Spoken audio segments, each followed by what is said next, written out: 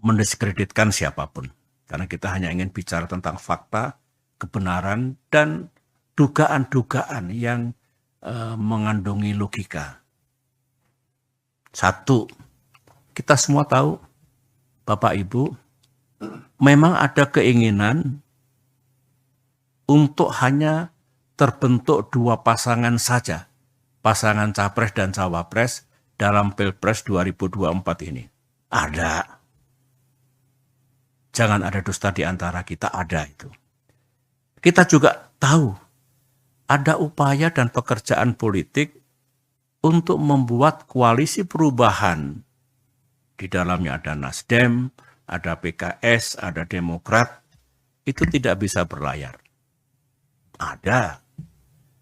Kita juga tahu, termasuk informasi yang sangat sensitif untuk membuat pasangan Anies Ahaye yang sudah menjadi rahasia umum, yang sudah matang sebetulnya sebelum terjadi prahara 3 hari yang lalu itu, pasangan itu tidak akan terjadi. Informasi yang saya dengar ini pekerjaan politik tingkat tinggi.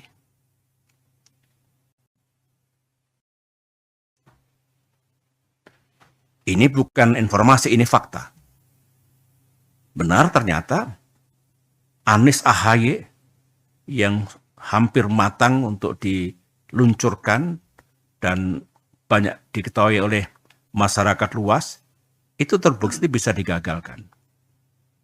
Melalui apa yang tadi itu yang diceritakan oleh Bung Ititah melalui press release yang telah kita sampaikan.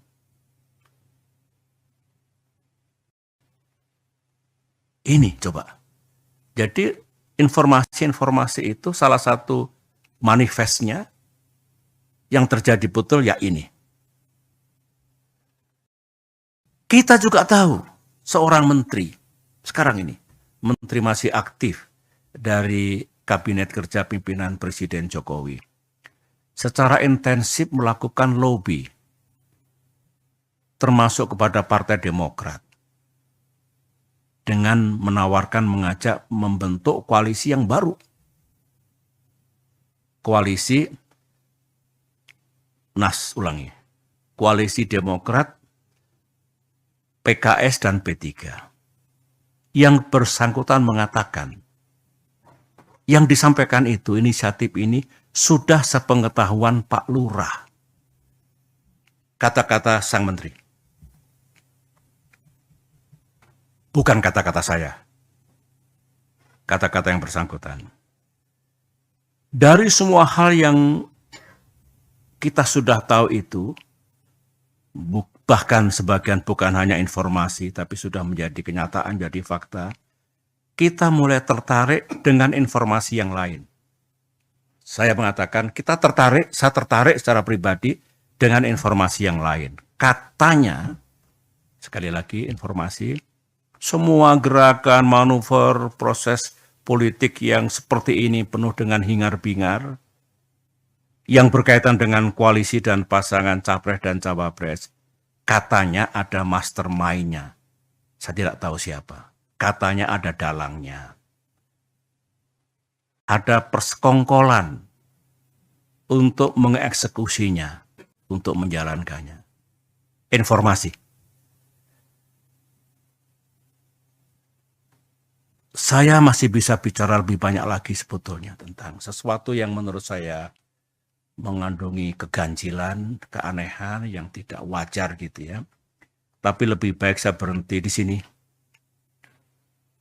untuk mengupas tentang what's really happening in this country, termasuk informasi tadi. Karena saya yakin pada saatnya nanti semua yang sekarang menjadi pergunjingan, spekulasi, samar-samar tidak terang, pada saatnya nanti semuanya akan terang benderang di hadapan rakyat Indonesia. Bapak, Ibu, saudara-saudara, para kader, nah, menarik ajakan beberapa pihak terhadap Partai Demokrat untuk berjuang bersama. Saya kira rakyat mengetahui, ya, misalnya pihak Pak Ganjar, Capres Ganjar Pranowo, itu juga mengajak kalau Partai Demokrat bisa bergabung ke pihak beliau.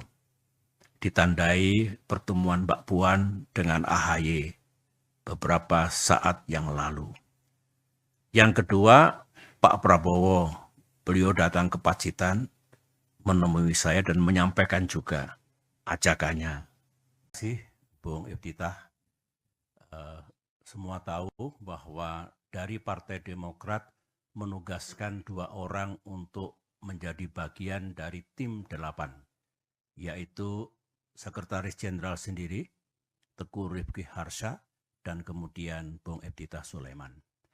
Mereka bekerja siang dan malam, hampir setahun, maraton, tentu di bawah supervisi Ketua Umum selaku Wakil Ketua Majelis Tinggi Partai, dan puluhan kali bertemu dan bersama-sama dengan Capres Anies Baswedan.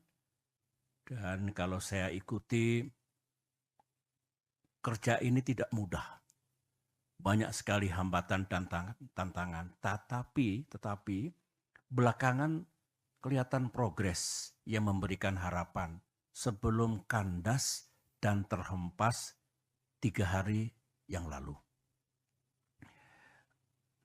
Para anggota Majelis Tinggi, para kader Demokrat, dimanapun saudara berada, saya sangat mengerti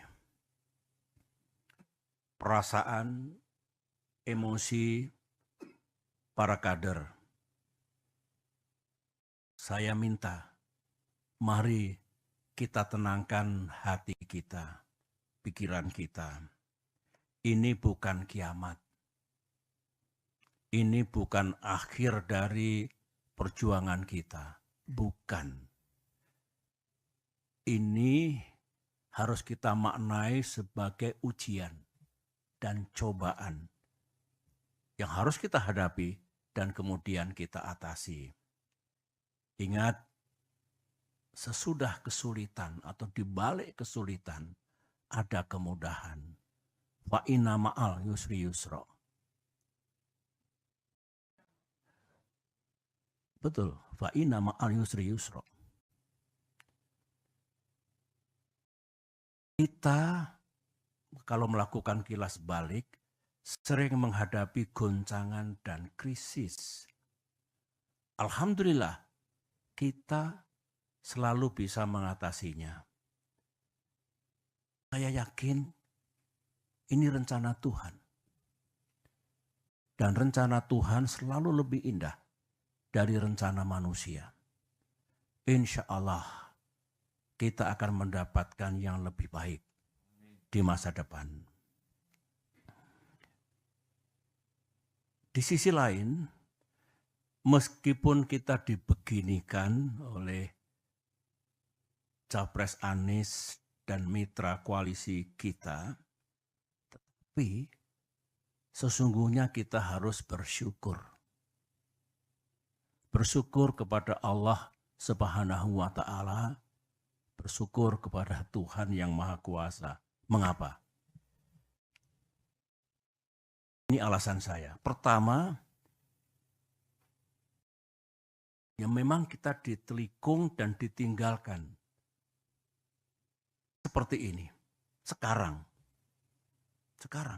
Bayangkan kalau ditelikungnya kita ini, ditinggalkannya kita ini 1-2 hari sebelum batas pendaftaran ke KPU. Bayangkan seperti apa. Kita masih ditolong oleh Allah. Kita diselamatkan oleh sejarah. Ini syukur yang pertama. Syukur yang kedua, saya renungkan baik-baik tadi malam dalam kontemplasi saya. Justru kita diselamatkan oleh Tuhan, oleh Allah. Apa yang saya maksudkan? kita tidak diizinkan oleh Allah untuk mendukung seseorang dan untuk bermitra dengan orang yang lain yang kalau kita teladani akhlak pemimpin besar bagi yang beragama Islam, akhlak Rasulullah, ya. Yang kita rasakan sekarang ini, mereka tidak sidik, tidak jujur, tidak amanah. Berarti tidak bisa dipercaya dan mengingkari hal-hal yang telah disepakati. Tidak memegang komitmen dan janji-janjinya. Nah, sekarang saja tidak sidik, tidak amanah, tidak memegang komitmennya. Bagaimana nanti kalau menjadi pemimpin dengan kekuasaan yang besar, rakyat akan diapakan? Saya kira kalau kita renungkan ini, kita ambil hikmahnya, kita dibebaskan dari dosa yang mungkin akan kita pikul kalau kita masih berada bersama-sama mereka itu dan mengusung seseorang untuk menjadi pemimpin bangsa Indonesia.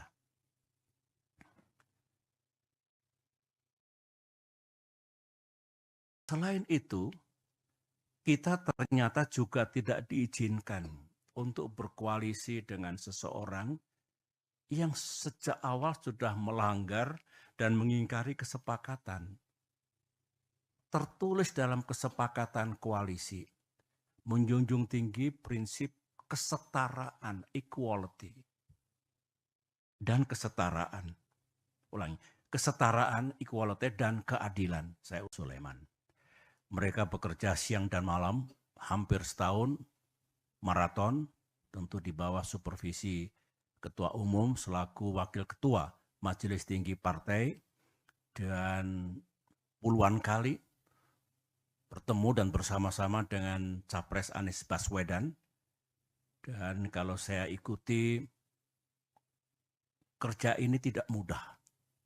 Banyak sekali hambatan dan tantangan, tetapi belakangan kelihatan progres yang memberikan harapan sebelum kandas dan terhempas 3 hari yang lalu. Para anggota Majelis Tinggi, para kader Demokrat, dimanapun saudara berada, saya sangat mengerti perasaan, emosi para kader. Saya minta, mari kita tenangkan hati kita, pikiran kita. Ini bukan kiamat. Ini bukan akhir dari perjuangan kita. Bukan. Ini harus kita maknai sebagai ujian dan cobaan yang harus kita hadapi dan kemudian kita atasi. Ingat, sesudah kesulitan atau di balik kesulitan ada kemudahan. Wa inna ma'al yusri yusra. Betul, fa inna ma'al yusri yusra. Kita kalau melakukan kilas balik sering menghadapi goncangan dan krisis. Alhamdulillah kita selalu bisa mengatasinya. Saya yakin ini rencana Tuhan. Dan rencana Tuhan selalu lebih indah dari rencana manusia. Insya Allah kita akan mendapatkan yang lebih baik di masa depan. Di sisi lain, meskipun kita dibeginikan oleh Capres Anies dan mitra koalisi kita, tetapi sesungguhnya kita harus bersyukur. Bersyukur kepada Allah Subhanahu wa ta'ala, bersyukur kepada Tuhan yang Maha Kuasa. Mengapa? Ada lagi yang bagus dalam sidang majelis ini saya ungkapkan ya. Sebenarnya beberapa teman sudah mengingatkan saya agak lama, baik dari kalangan kader Demokrat maupun dari luar Demokrat. Begini, Pak SBY benar-benar percaya kepada orang itu atau kepada orang-orang itu. Saya jawab dengan praduga yang baik, prasangka yang baik, saya percaya. Teman itu mengatakan, ya silakan saja dilihat nanti. Yang penting saya sudah mengingatkan. Nah, kalau saya ingat kembali, yang diingatkan teman-teman itu lebih dari satu, keputusan sepihak kemarin itu, saya boleh mengatakan keputusan gelap seperti itu, tidak sesuai dengan rules kesepakatan, ternyata atau barangkali mengandungi kebenaran. Anggaplah kita salah kali ini. Tetapi kita belajar. Mudah-mudahan kita tidak salah lagi ke depan. Dan mudah-mudahan dengan izin Allah dan ikhtiar kita, kita juga tidak kalah nantinya. Sering menghadapi goncangan dan krisis. Alhamdulillah, kita selalu bisa mengatasinya. Saya yakin ini rencana Tuhan. Dan rencana Tuhan selalu lebih indah dari rencana manusia. Insya Allah kita akan mendapatkan yang lebih baik di masa depan. Di sisi lain, meskipun kita dibeginikan oleh Capres Anies dan mitra koalisi kita, tetapi sesungguhnya kita harus bersyukur. Bersyukur kepada Allah Subhanahu wa ta'ala, bersyukur kepada Tuhan yang Maha Kuasa. Mengapa? Ini alasan saya. Pertama, ya memang kita ditelikung dan ditinggalkan. Seperti ini. Sekarang. Bayangkan kalau ditelikungnya kita ini, ditinggalkannya kita ini, 1-2 hari sebelum batas pendaftaran ke KPU. Bayangkan seperti apa. Kita masih ditolong oleh Allah. Kita diselamatkan oleh sejarah. Ini syukur yang pertama. Syukur yang kedua, saya renungkan baik-baik tadi malam dalam kontemplasi saya. Justru kita diselamatkan oleh Tuhan. Oleh Allah. Apa yang saya maksudkan? Kita tidak diizinkan oleh Allah untuk mendukung seseorang dan untuk bermitra dengan orang yang lain yang kalau kita teladani akhlak pemimpin besar bagi yang beragama Islam, akhlak Rasulullah, ya. Yang kita rasakan sekarang ini, mereka tidak sidik, tidak jujur, tidak amanah. Berarti tidak bisa dipercaya dan mengingkari hal-hal yang telah disepakati. Tidak memegang komitmen dan janji-janjinya. Nah, sekarang saja tidak sidik, tidak amanah, tidak memegang komitmennya. Bagaimana nanti kalau menjadi pemimpin dengan kekuatan? Kalau saya harus berterus terang, sebetulnya saya tidak naif ya. Saya juga mengerti politik. Saya pernah menjadi capres 2 kali. Saya pernah bersama-sama membangun koalisi dengan mitra. Dan Tidak ada yang saya rasakan seperti yang terjadi 3 hari yang lalu itu. Saya mengerti, ya, kita semua mengerti, politik itu memang ya penuh strategi, penuh siasat, penuh taktik, caranya banyak. Tetapi saya tidak menyangka kalau tindakan itu sejauh ini, menurut saya melebihi batas kepatutan, moral dan etika dalam politik. Ya kasar, ya kalau bisa menggunakan istilah bahasa Inggris, it is really ugly. Mudah-mudahan kita tidak melakukan perilaku politik seperti itu. Ada lagi yang bagus dalam sidang majelis ini saya ungkapkan ya. Sebenarnya beberapa teman sudah mengingatkan saya agak lama. Baik dari kalangan kader Demokrat maupun dari luar Demokrat. Begini, Pak SBY benar-benar percaya kepada orang itu atau kepada orang-orang itu. Saya jawab dengan praduga yang baik, prasangka yang baik, saya percaya. Teman itu mengatakan, ya silakan saja dilihat nanti. Yang penting saya sudah mengingatkan. Nah, kalau saya ingat kembali yang diingatkan teman-teman itu lebih dari satu, keputusan sepihak kemarin itu, saya boleh mengatakan keputusan gelap seperti itu tidak sesuai dengan rules kesepakatan, ternyata atau barangkali mengandungi kebenaran. Anggaplah kita salah kali ini. Tetapi kita belajar. Mudah-mudahan kita tidak salah lagi ke depan.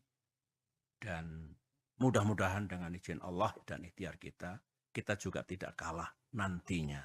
Amin.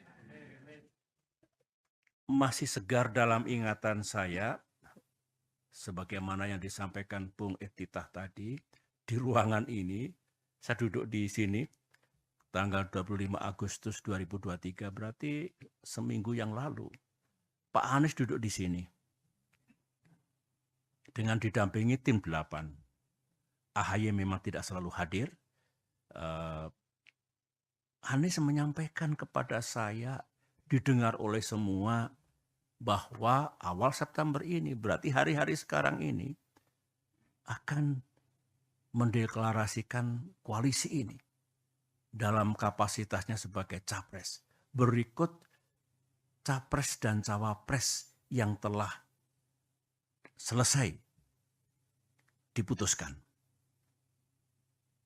3 hari kemudian, 3 days later, sekarang ini, yang kita dapatkan sesuatu yang sangat mengejutkan itu. Dan saya ini orang tua, berapa kali Pak Anies datang ke sini dengan semangat yang luar biasa, kata-kata yang luar biasa baiknya. Di Cikiasi 2 kali, di Malang, di Pacitan. Dengan kejadian seperti itu, tidak ada satu kata pun yang disampaikan kepada saya. Dan tentu kepada ketua umum kita. Saya memang sebagai orang tua, kok jadi begini? Ini saya kira semua merasakan perasaan kader kita di seluruh tanah air, emosi, kemarahan, yang diekspresikan dengan cara yang berbeda-beda. Nah, saya kebanjiran. Tadi malam, 2 malam itu sampai subuh di sini. Sejak pagi kita bekerja. Pesan datang dari mana-mana, baik dari kader maupun non-kader. Dan rata-rata memang emosional. Ya, saya paham lah. Dari sekian banyak ribuan saya kira yang merespon, yang memberikan message itu, ada 2 yang menarik bagi saya. Ini kata-katanya kurang lebih seperti ini. Aku tahu politik itu memang banyak akalnya. Tapi tak kusangka buruk banget ini. Korbannya AHY dan Demokrat. Begitu. Ada lagi komentar, ini Demokrat kena prank dari musang berbulu domba. Terus saya kok ingat, musang berbulu domba, ini kan peribahasa yang lama ini. Ingat saya kira waktu kita sekolah di SD, SMP, pernah belajar banyak sekali peribahasa. Tapi musang berbulu domba itu di depan bersikap baik, manis, lembut, penuh persahabatan. Tapi di balik itu kalau kita lemah dan lengah, ini lengah ini, kita akan dicaplok dan dimakan sampai habis. Peribahasa, musang bukan orang. Nah, mungkin tafsirnya ya kita ditelikung dan seperti itu ya. Seperti peribahasa ini. Saudara-saudara, saya mengajak pada forum yang penting ini dengan tenang dan dengan menggunakan akal sehat, pikiran yang jernih, mari kita telaah mengapa semuanya ini harus terjadi. Dan kita rasakan, kita alami, kita pikul. Mengapa Demokrat dan AHY setelah 2 tahun menghadapi gerakan pengambil alihan partai oleh Kepala Staf Presiden Muldoko. Namun memang ada sejumlah hal yang perlu kita perbaiki. Kita harus ubah entah kebijakan, ekonomi, keadilan, kesejahteraan rakyat, hubungan luar negeri, apapun yang kira-kira akan menjadi lebih baik di masa depan. Nah, komitmen ini, agenda ini, di tengah goncangan ini, Demokrat tetap ingin menjaganya. Jangan tiba-tiba hilang, jangan tiba-tiba sirna. Begitu. Yang juga kita pikirkan, di malam kita diskusikan, ini rakyat kan banyak yang kecewa.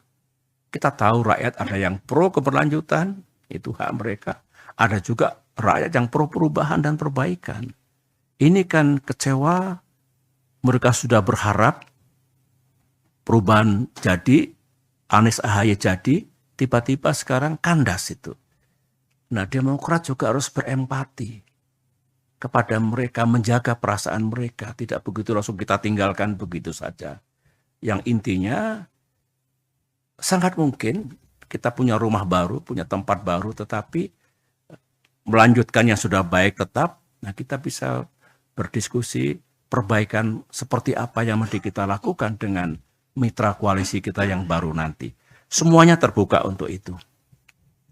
Jadi saya mohon pengertian, tidak mungkin hari ini besok lusa langsung kita ambil keputusan apa begitu, tapi kita olah dengan seksama. Kita diskusikan secara bersama. Karena begini, Ketum mengatakan, saya tentu sangat mendukung, sikap kita seperti apa nanti. Pilihan koalisi seperti apa, capres siapa yang kita dukung, itu harus kita ajak serta para pimpinan Demokrat daerah di Telikung dan seperti itu ya, seperti peribahasa ini. Saudara-saudara, saya mengajak pada forum yang penting ini dengan tenang dan dengan menggunakan akal sehat, pikiran yang jernih, mari kita telaah mengapa semuanya ini harus terjadi.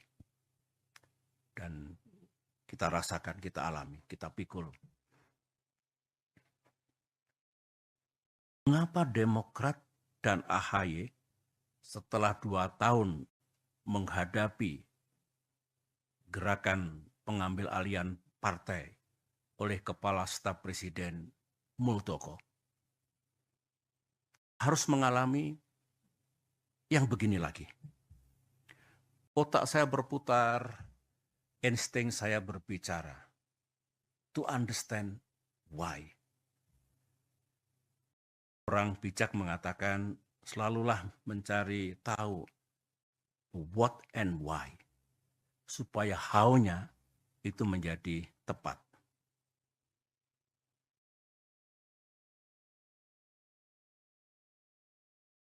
Kader Demokrat dengan pikiran yang tidak happy mengatakan, Pak, kok kita ini Demokrat ini, ya memang kita oposisi, tapi oposisi ini kan sah.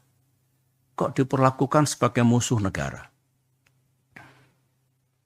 Kita ini kan bukan partai terlarang.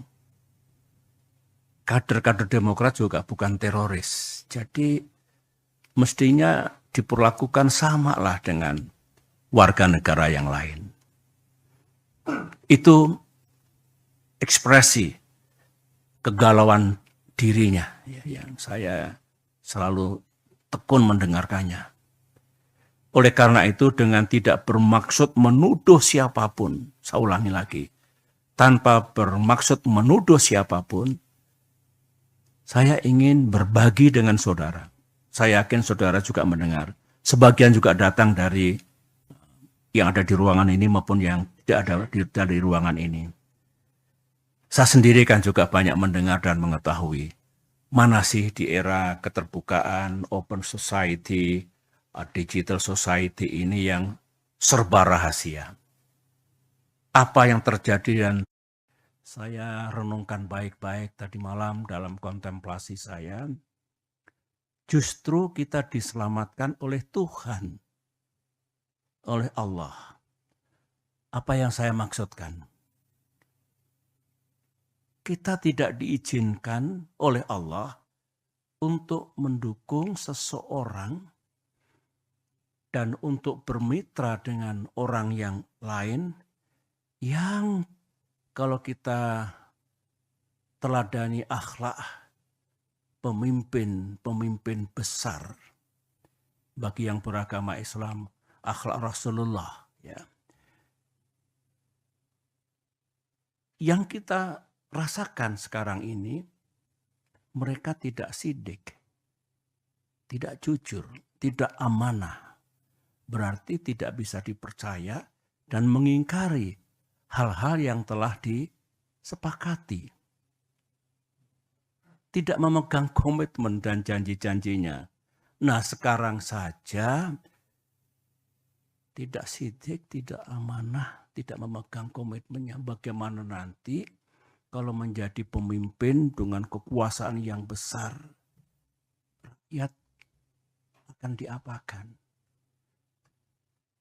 Saya kira kalau kita renungkan ini, kita ambil hikmahnya, kita dibebaskan dari dosa yang mungkin akan kita pikul kalau kita masih berada bersama-sama mereka itu dan mengusung seseorang untuk menjadi pemimpin bangsa Indonesia. Duet antara Anies Baswedan dengan Muhaimin Iskandar atau Caimin memicu perseteruan publik. Ketua Majelis Tinggi Partai Demokrat Susilo Bambang Yudhoyono marah besar menanggapi duet tersebut. SBY mengaku kecewa dengan Anies atas keputusan meminang Caimin sebagai cawapresnya. Kekecewaan itu disampaikan SBY dalam rapat darurat di Cikeas, Jawa Barat pada Jumat 1 September 2023. SBY kecewa lantaran Anies secara tiba-tiba menunjuk Caimin jadi cawapres tanpa sepengetahuan Demokrat dan PKS. Berikut 7 poin kekecewaan SBY terhadap Anies Baswedan. Poin pertama, SBY tidak pernah membayangkan Anies berkhianat. Kabar Anies meminang Caimin merupakan hal sangat mengejutkan bagi SBY. SBY kemudian meminta agar Demokrat segera mengambil sikap terkait duet itu. Poin kedua, SBY mengambil sisi positif dari peristiwa kena tikung Caimin. SBY mengatakan Demokrat bersyukur dikhianati Anies dan Nasdem. SBY menilai dari peristiwa itu menggambarkan sosok Anies yang tidak jujur dan tidak bisa dipercaya. Poin ketiga, SBY tak naif terkait peristiwa pengkhianatan itu lantaran sudah pernah menjadi capres. Meski begitu, SBY tetap tidak menyangka jika Anies bertindak sejauh itu.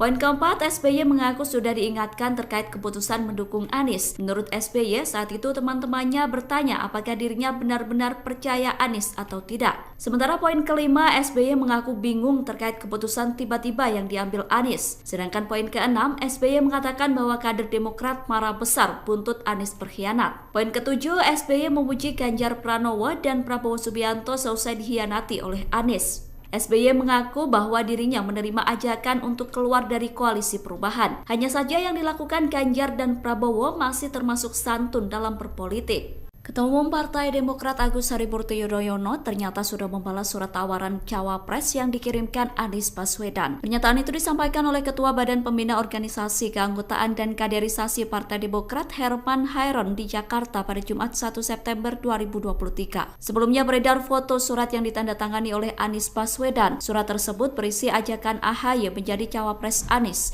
Herman mengatakan bahwa AHY telah membalas surat tersebut kepada Anies. Menurut Herman, AHY membalas surat tersebut dengan menyatakan kesiapannya untuk sama-sama memenangkan Pilpres 2024. Selain menerima tawaran, dalam surat itu AHY juga menanyakan terkait tanggal deklarasi. Herman mengatakan setelah surat dibahas, Anies bersama tim 8 bertemu Susilo Bambang Yudhoyono. Bahkan menurut Herman, koalisinya sudah melakukan pembicaraan terkait AHY jadi cawapres. Namun ternyata Anies justru memutuskan akan meminang Caimin sebagai cawapresnya. Oleh karena itu, Demokrat murka dan menyebut Anies sebagai pengkhianat. Terutama yang menjadi sorotan publik yang berkaitan dengan Pilpres 2024 ini. Mari kita ingat semuanya, apa yang pernah kita dengar, yang pernah kita ketahui, untuk mencari benang merah, kira-kira apa ya, tanpa sekali lagi menuduh dan mendiskreditkan siapapun. Karena kita hanya ingin bicara tentang fakta, kebenaran, dan dugaan-dugaan yang mengandungi logika. Satu, kita semua tahu, Bapak Ibu, memang ada keinginan untuk hanya terbentuk dua pasangan saja, pasangan capres dan cawapres dalam Pilpres 2024 ini. Ada. Jangan ada dusta di antara kita, ada itu. Kita juga tahu ada upaya dan pekerjaan politik untuk membuat koalisi perubahan. Di dalamnya ada Nasdem, ada PKS, ada Demokrat. Itu tidak bisa berlayar. Ada. Kita juga tahu, termasuk informasi yang sangat sensitif, untuk membuat pasangan Anies AHY yang sudah menjadi rahasia umum, yang sudah matang sebetulnya sebelum terjadi prahara 3 hari yang lalu itu, pasangan itu tidak akan terjadi. Informasi yang saya dengar ini pekerjaan politik tingkat tinggi.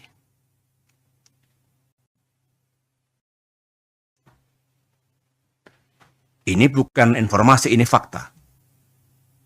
Benar ternyata Anies AHY yang hampir matang untuk diluncurkan dan banyak diketahui oleh masyarakat luas, itu terbukti bisa digagalkan.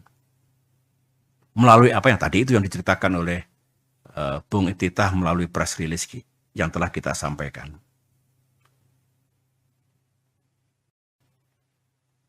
Ini coba.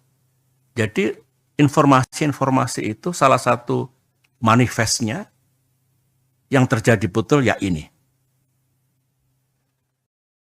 Kita juga tahu seorang menteri sekarang ini, menteri masih aktif dari Kabinet Kerja Pimpinan Presiden Jokowi, secara intensif melakukan lobby, termasuk kepada Partai Demokrat, dengan menawarkan mengajak membentuk koalisi yang baru.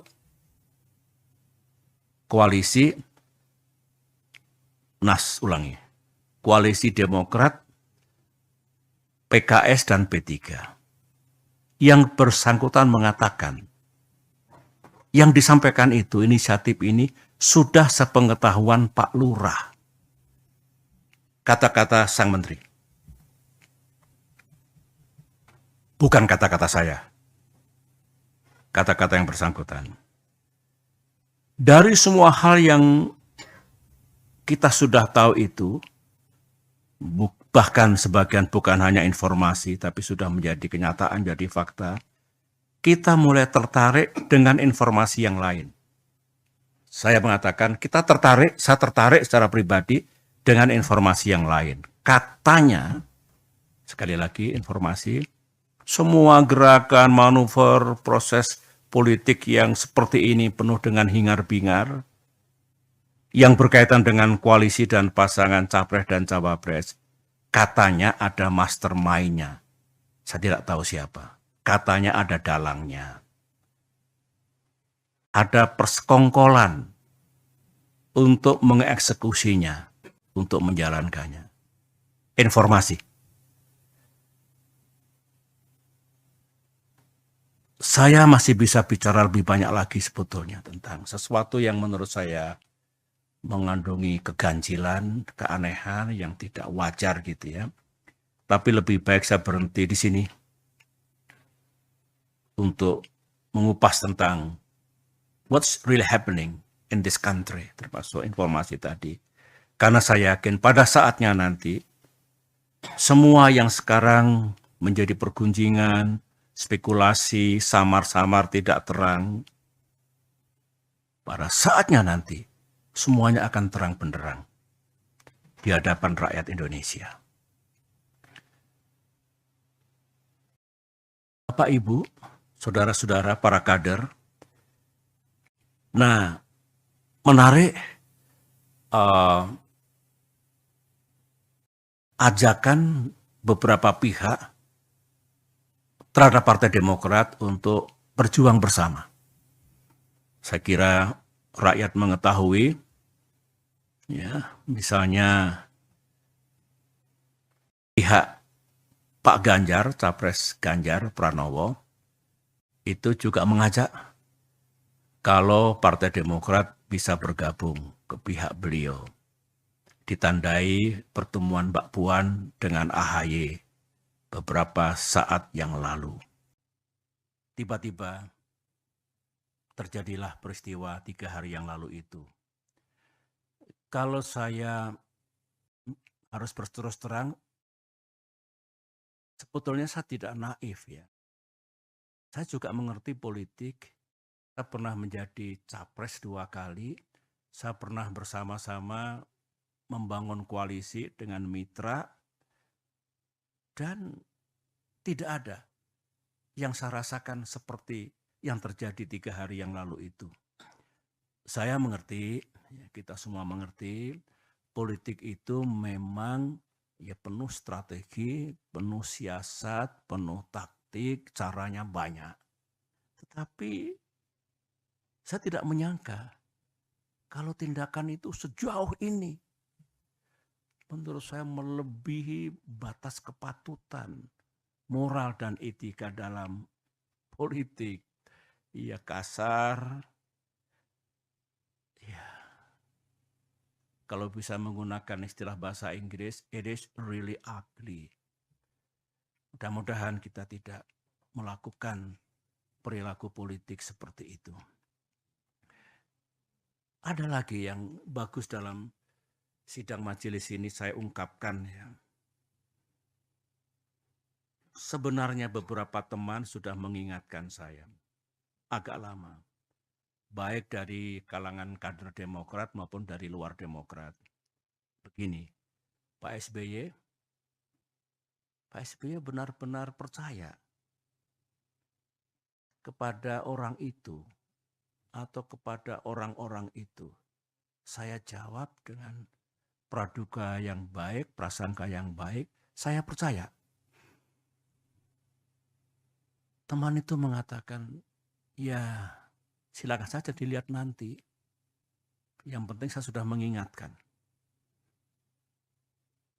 Nah, kalau saya ingat kembali yang diingatkan teman-teman itu lebih dari satu, keputusan sepihak kemarin itu, saya boleh mengatakan keputusan gelap seperti itu tidak sesuai dengan rules kesepakatan, ternyata atau barangkali mengandungi kebenaran. Anggaplah kita salah kali ini. Tetapi kita belajar. Mudah-mudahan kita tidak salah lagi ke depan. Dan mudah-mudahan dengan izin Allah dan ikhtiar kita, kita juga tidak kalah nantinya. Masih segar dalam ingatan saya, sebagaimana yang disampaikan Bung Iftitah tadi, di ruangan ini, saya duduk di sini, tanggal 25 Agustus 2023, berarti seminggu yang lalu, Pak Anies duduk di sini, dengan didampingi tim 8. AHY memang tidak selalu hadir. Anies menyampaikan kepada saya, didengar oleh semua, bahwa awal September ini, berarti hari-hari sekarang ini, akan mendeklarasikan koalisi ini dalam kapasitasnya sebagai capres. Berikut capres dan cawapres yang telah selesai diputuskan. 3 hari kemudian, 3 days later, sekarang ini, yang kita dapatkan sesuatu yang sangat mengejutkan itu. Dan saya ini orang tua, berapa kali Pak Anies datang ke sini dengan semangat yang luar biasa, kata-kata yang luar biasa baiknya. Di Cikiasi 2 kali, di Malang, di Pacitan. Dengan kejadian seperti itu, tidak ada satu kata pun yang disampaikan kepada saya. Dan tentu kepada ketua umum kita. Saya memang sebagai orang tua, kok jadi begini? Ini saya kira semua merasakan perasaan kader kita di seluruh tanah air, emosi, kemarahan, yang diekspresikan dengan cara yang berbeda-beda. Nah, saya kebanjiran, tadi malam, 2 malam itu sampai subuh di sini. Sejak pagi kita bekerja. Pesan datang dari mana-mana, baik dari kader maupun non-kader, dan rata-rata memang emosional, ya saya paham lah. Dari sekian banyak ribuan saya kira yang merespon, yang memberikan message itu, ada 2 yang menarik bagi saya. Ini kata-katanya kurang lebih seperti ini. Aku tahu politik itu memang banyak akalnya, tapi tak kusangka buruk banget ini. Korbannya AHY dan Demokrat. Begitu. Ada lagi komentar, ini Demokrat kena prank dari musang berbulu domba. Terus saya kok ingat, musang berbulu domba, ini kan peribahasa yang lama ini. Ingat saya kira waktu kita sekolah di SD, SMP, pernah belajar banyak sekali peribahasa. Tapi musang berbulu domba itu di depan bersikap baik, manis, lembut, penuh persahabatan. Tapi di balik itu kalau kita lemah dan lengah, ini lengah ini, kita akan dicaplok dan dimakan sampai habis. Peribahasa, musang bukan orang. Nah, mungkin tafsirnya ya kita ditelikung dan seperti itu ya. Seperti peribahasa ini. Saudara-saudara, saya mengajak pada forum yang penting ini dengan tenang dan dengan menggunakan akal sehat, pikiran yang jernih, mari kita telaah mengapa semuanya ini harus terjadi. Dan kita rasakan, kita alami, kita pikul. Mengapa Demokrat dan AHY setelah 2 tahun menghadapi gerakan pengambil alihan partai oleh Kepala Staf Presiden Muldoko harus mengalami yang begini lagi? Otak saya berputar. Insya Allah ikhtiar kita, insya Allah akan dimudahkan perjalanannya. Baca Pres Anies Baswedan buka suara seusai meminang Ketua PKB Caimin sebagai Cawapres. Ia pun menyinggung soal keikhlasan hingga sikap saat dicaci. Hal tersebut disampaikan Anies seusai banyak pihak mengecapnya sebagai pengkhianat hingga ungkapan kekecewaan dari Ketum Demokrat Susilo Bambang Yudhoyono atau SBY. Anies meminta kepada relawannya agar tidak terganggu dinamika politik yang sedang terjadi. Sebaliknya, Baca Pres itu meminta agar relawan fokus pada usaha menciptakan perubahan di Indonesia. Sementara soal perubahan, Anies pun mengingatkan agar menerimanya dengan keikhlasan, yang artinya saat dipuji tidak terbang dan dicaci tidak tumbang. Saat hal itu dilakukan, Anies meyakini usaha dan ikhtiar yang dilakukan akan dimudahkan. Dalam pernyataan yang sama, Anies berjanji akan ada waktu untuk memberikan penjelasan lengkap terhadap dinamika yang terjadi pada koalisi. Di satu sisi, SBY sempat memberikan respon soal Anies Baswedan yang dicap sebagai pengkhianat. SBY menyindir Anies Baswedan sebagai sosok yang tidak jujur dan tidak bisa menepati janji. Melihat hal itu, SBY pun mempertanyakan nasib kedepannya apabila Anies menjabat sebagai seorang presiden. Oleh karena itu, meski dikhianati dan ditikung, SBY menilai ada hikmah di balik gagalnya AHY menjadi cawapres Anies Baswedan. SBY menilai bahwa Tuhan justru membebaskan partainya dari dosa-dosa karena mengusung seseorang yang tidak amanah. Assalamualaikum warahmatullahi wabarakatuh. Buat seluruh relawan, mari kita terus konsentrasi pada usaha kita untuk melakukan perubahan. Kita ingin Indonesia yang lebih adil, kita ingin Indonesia yang lebih maju. Dan kita fokus di situ. Dinamika yang sedang terjadi saat ini, jangan mengganggu konsentrasi kita. Nanti pada waktunya akan ada penjelasan lengkap. Sekarang kita fokus pada usaha kita untuk melakukan perubahan itu. Dan ingat, kita harus ikhlas. Dan itu artinya apa? Dipuji tidak terbang, dicaci tidak tumbang. Kita jalanin. Insya Allah ikhtiar kita, insya Allah akan dimudahkan perjalanannya. Terima kasih, jaga semangat, terus solid. Assalamualaikum warahmatullahi wabarakatuh.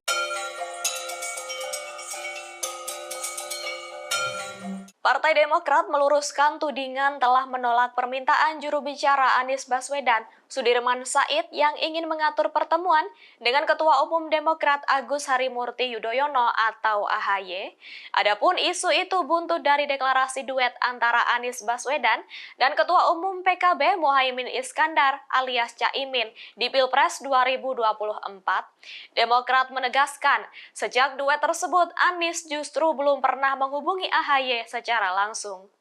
Hal itu diungkapkan oleh ex-anggota tim 8 dari Demokrat, Iftithah Sulaiman, pada Jumat 1 September 2023 di Cikeas. Adapun menurutnya, pertemuan sebelumnya dengan Sudirman Said tidak pernah ada. Pasalnya, pertemuan itu merupakan forum pemberitahuan dan Partai Demokrat hanya diberikan opsi menerima atau menolak soal duet Anies Caimin, sehingga Iftithah memberikan saran kepada Sudirman Said meminta Anies untuk langsung menghubungi AHY. Terlebih, dalam beberapa kesempatan Anies langsung berkomunikasi dengan AHY. Lebih lanjut, Iftithah menegaskan Anies belum pernah menghubungi AHY setelah dirinya akan dipasangkan dengan Caimin pada Pilpres 2024 mendatang. Karena itu, Iftithah meminta Sudirman Said agar tidak lagi mengeluarkan statement liar di media, terlebih menuduh Ketum AHY tidak merespons komunikasi pihak Anies.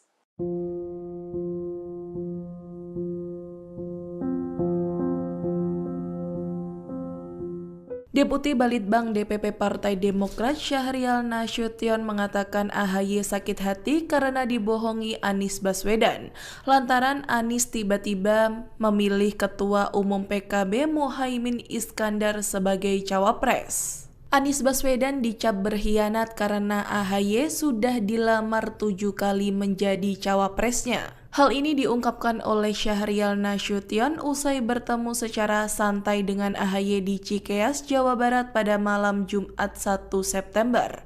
Akan tetapi Syahrial mengaku kemantangan AHY sebagai politisi muda meskipun digostingin oleh Anies dan Ketua Umum Partai Nasdem Surya Paloh. Adapun Anies terakhir kali meminta AHY menjadi cawapresnya adalah pada tanggal 25 Agustus 2023 lalu. Surat permohonan Anies kepada AHY itu dibocorkan oleh Partai Demokrat usai duet Anies dengan Caimin terbongkar. Insiden tersebut membuat AHY gagal berpasangan dengan Anies Baswedan dalam Pilpres 2024. Hengkangnya Partai Demokrat dari Koalisi Perubahan pendukung baca pres Anies Baswedan turut ditanggapi oleh Partai Gerindra. Ditemui selesai konsolidasi Partai Bulan Bintang atau PBB di Surabaya Minggu 3 September, Sekjen Gerindra Ahmad Muzani mengatakan pihaknya mulai intens berkomunikasi dengan Demokrat.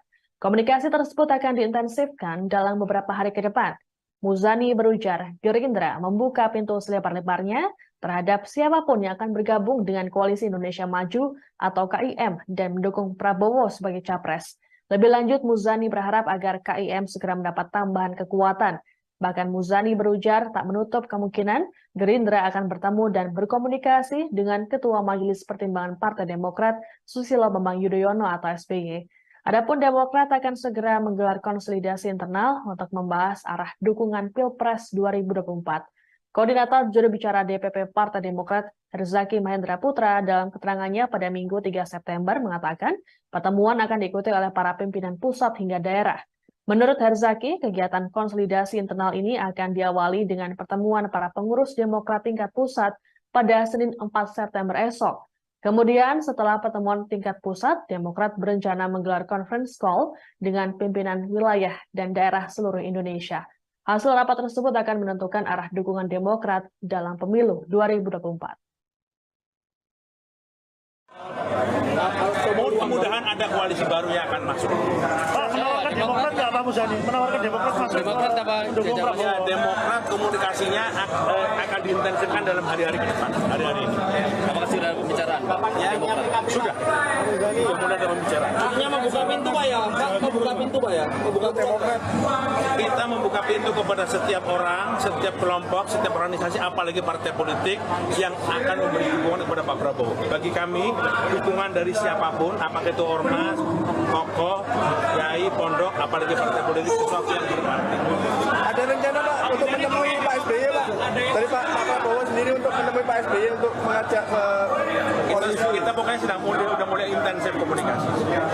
Ya, sebetulnya kalau jujur ya, saya pun tidak menyangka atas terjadinya kejadian itu 3 hari yang lalu itu. Setelah setahun lamanya kurang lebih, koalisi ini bersama-sama berikhtiar, berjuang untuk bisa menjadi kenyataan dan bisa mengusung capres dan cawapres yang kita harapkan, yang juga diinginkan oleh rakyat. Tiba-tiba terjadilah peristiwa 3 hari yang lalu itu. Kalau saya harus berterus terang, sebetulnya saya tidak naif ya. Saya juga mengerti politik. Saya pernah menjadi capres 2 kali. Saya pernah bersama-sama membangun koalisi dengan mitra. Saya masih menjahit pertanyaan yang sebelumnya Pak. Tadi ditanyakan untuk ketidakhadiran PKS ke Surabaya itu bukan perkara besar, tetapi alasan spesifiknya, adakah alasan kenapa PKS tidak hadir di sana Pak? Ya, kami sesungguhnya berharap ya, ada prosedur yang bisa lebih bagus daripada situasi hari ini. Sesungguhnya koalisi 3 partai itu tidak akan mengalami goncangan apa-apa ketika masuknya PKB dengan cara yang smooth. Bisa kita lakukan itu, tapi takdir yang terjadi tidak seperti itu. Oleh karena itu kami ya, kalau menyesali apa yang terjadi ya, tapi kita tetap berusaha ke depan, tetap menata koalisi kita ini. Tadi statement Presiden Partai juga, kita berharap teman Demokrat, ya kita hormati sekali, kita pahami betul apa yang menjadi ketidaknyamanan Partai Demokrat, tapi kita terus menghimbau PKS akan terus berdialog dengan Demokrat untuk marilah kita merajut kembali jika masih memungkinkan di dalam koalisi perubahan untuk persatuan ini. Saya kira dalam pertimbangan itu bisa dipahami ya. Oke, artinya kalau dikatakan ini dalam kronologis yang juga sempat tersampaikan begitu ya, Bang Ray, adalah di 25 Agustus ini masih dalam statement awal, yaitu memilih Anies bersama dengan AHY. Lalu di 29 Agustus yang kemudian berganti begitu disampaikan oleh Demokrat tiba-tiba dan Nasdem memilih Caimin untuk menjadi cawapresnya. Artinya sebenarnya hal ini atau ketidakyakinan dari Nasdem ini sudah sejak lama untuk tidak memasangkan Anies Baswedan bersama dengan AHY. Iya, sebetulnya sinyal-sinyalnya justru hari demi hari menguat kan. Itulah makanya saya sendiri menyampaikan kalau di pertengahan Juli ya Anies Baswedannya tidak mengumumkan siapa nama wakil presidennya, 80%-nya itu bukan AHY. Nah, cuma kan kita siapalah kita ini kan, mungkin pernyataan kita itu nggak didengar, nggak dilihat, nggak dilirik ya, tetap aja melaju siapa namanya ini AHY gitu ya, makin banyak fotonya dengan fotonya Anies Baswedan disandingkan di banyak tempat gitu ya, dan seterusnya, dan kelihatan mereka nggak punya plan B. Kalau kenyataannya nggak akan dipilih oleh Anies Baswedan, apa yang akan dilakukan gitu. Nah mereka kelihatan nggak punya plan B-nya, sehingga ya seperti tadi malam, ya mereka kelimpungan lalu membuat rilis yang menjelaskan kronologi macam-macam. Tapi kan sebetulnya nggak terlalu penting tuh bagi realitas politik gitu loh. Semua catatan-catatan tuh nggak penting gitu, nggak penting apakah mereka dikhianati atau mereka mengkhianati macam-macam tuh. Paling 2-3 hari orang heboh, setelah itu ya orang lewat lupa lagi gitu loh. Jadi ya, nah yang penting itu adalah sikap ya, kecerdikan untuk membaca lapangan seperti apa ya, lalu menentukan langkah-langkah gitu. Itu yang paling penting gitu.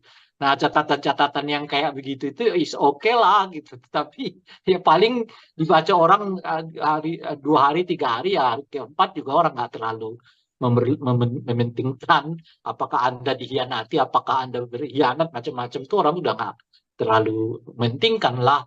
Pak Prabowo ketemu dengan Pak Jokowi aja menjadi satu dalam satu kabinet lama-lama diterima oleh publik kok gitu. Pun juga begitu. Caimin ketemu dengan Anies Baswedan dua kubu lah sebetulnya yang agak berbeda nih. Kalaupun ketemu ya orang akan terima juga gitu. Nah masalah menurut saya sih ya jangan terlalu berlama-lama lah di dunia dramatisasi soal dizalimi ya, ditinggalkan, dikhianati itu gitu. Karena nggak terlalu penting juga itu bagi publik gitu.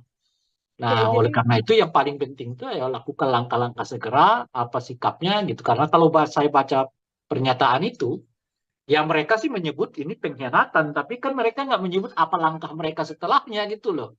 Kan aneh juga, bukannya ada keputusan, apakah keputusannya mau terima, tapi rasanya nggak mungkin diterima loh, mereka udah menyebut sebagai pengkhianatan gitu. Tapi juga saat yang bersamaan, mereka nggak menyatakan diri keluar gitu loh dari koalisi itu gitu.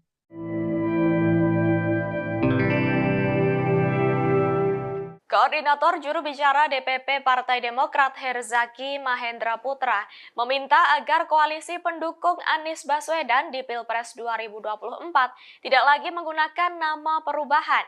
Karena yang menggaungkan kata perubahan pertama kali bukan dari Nasdem, melainkan dari Ketua Umum Demokrat Agus Harimurti Yudhoyono. Hal itu diungkapkan Herzaki dalam tayangan YouTube gaspolkompas.com pada Sabtu 2 September 2023. Di situ ia mengatakan tak selayaknya Nasdem dan koalisi barunya dengan Partai Kebangkitan Bangsa atau PKB menggunakan nama Koalisi Perubahan lagi.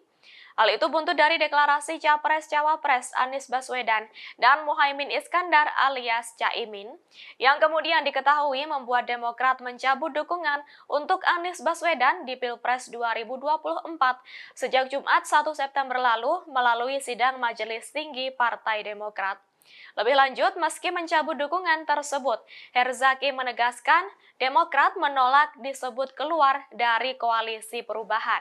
Sehingga yang harus membuat nama koalisi baru adalah Nasdem dan PKB pengusung Anies Caimin. Herzaki juga menilai masyarakat sudah pintar memberikan penilaian terkait dengan arti perubahan yang diusung oleh Demokrat. Sebagai informasi, Anies dan Caimin resmi mendeklarasikan diri sebagai pasangan Capres-Cawapres untuk Pilpres 2024 di Surabaya, Jawa Timur pada Sabtu 2 September. Duet inilah yang membuat Demokrat merasa dikhianati karena sebelumnya Anies Baswedan sudah menawari AHY sebagai cawapresnya. Partai Keadilan Sejahtera atau PKS masih memiliki harapan bahwa Partai Demokrat tetap bergabung di Koalisi Perubahan untuk mendukung Anies Baswedan sebagai baca pres. Sekretaris Jenderal PKS Habib Abu Bakar Al-Habsyi yang ditemui selesai apel siaga di lapangan Astaka, Deli Serdang, Sumatera Utara mengatakan bergabungnya PKB dengan koalisi pengusung Anies merupakan kekuatan baru. Untuk itu Abu berharap agar Demokrat bisa kembali ke Koalisi Perubahan. Meski begitu, saat ini Majelis Syura PKS masih membahas lebih lanjut selesai bergabungnya PKB. Abu menyatakan partainya berkomitmen untuk mendukung Anies menjadi capres. Sementara itu, Anies yang turut hadir dalam acara yang sama menyatakan dirinya menghormati keputusan Partai Demokrat yang mencabut dukungan terhadapnya. Sebelumnya, Anies dalam pidato di hadapan para kader dan simpatisan PKS meminta untuk menghormati pihak yang tak memilih bersama. Sedangkan untuk pihak yang memilih untuk berjuang bersamanya, Anies mengatakan pihaknya menyambutnya. Ia yakin meski Demokrat hengkang, Koalisi Perubahan akan tetap solid. Mantan Gubernur DKI Jakarta itu menyampaikan tetap ikhtiar di barisan koalisi demi membawa kesejahteraan bagi masyarakat. PKS melihat kedatangan PKB kemarin adalah sebagai kekuatan baru, ya. Dan saya yakin percaya juga Demokrat semoga hatinya bisa terbuka untuk comeback bersama kita. Pada dasarnya acara kita kemarin itu adalah sebuah peristiwa, ya, gabungnya PKB bersama kita. PKS menjalankan sesuai aturannya, ya, sesuai pasal ADART, sehingga dia harus majelis syuro. Sore ini insya Allah dalam 1-2 hari ini PKB akan datang ke PKS. Saya yakin dan percaya, ya, pertemuan kita bersama calon presiden kita, ya, insya Allah akan memberikan kemenangan dan saya yakin Allah meridhoi kita. Wabil khusus untuk Sumatera Utara, 10 juta warga Sumatera Utara saya yakin dan percaya berapa? 14 juta warga Sumatera Utara yakin dan percaya akan bersama Anies Baswedan. Oke, kasih tanggapan ketua. Ada majelis syuronya. Sesuai ADART, 1-2 hari ini selesai, maka semuanya akan mudah. Oke, kita jaga etika aturan main-main. Mainnya politik bukan main-main sorry. Mainnya perundang-undangan di semua partai masing-masing. Selebihnya insya Allah lancar. Oke? Terima kasih Bung Iftitah. Semua tahu bahwa dari Partai Demokrat menugaskan 2 orang untuk menjadi bagian dari tim 8, yaitu Sekretaris Jenderal sendiri, Teguh Rifki Harsha, dan kemudian Bung Iftitah Sulaiman. Mereka bekerja siang dan malam, hampir setahun, maraton, tentu di bawah supervisi Ketua Umum selaku Wakil Ketua Majelis Tinggi Partai, dan puluhan kali bertemu dan bersama-sama dengan Capres Anies Baswedan. Dan kalau saya ikuti, kerja ini tidak mudah. Banyak sekali hambatan dan tantangan. Tetapi belakangan kelihatan progres yang memberikan harapan sebelum kandas dan terhempas 3 hari yang lalu. Para anggota Majelis Tinggi, para kader Demokrat, dimanapun saudara berada, saya sangat mengerti perasaan, emosi para kader. Saya minta, mari kita tenangkan hati kita, pikiran kita. Ini bukan kiamat. Ini bukan akhir dari perjuangan kita. Bukan.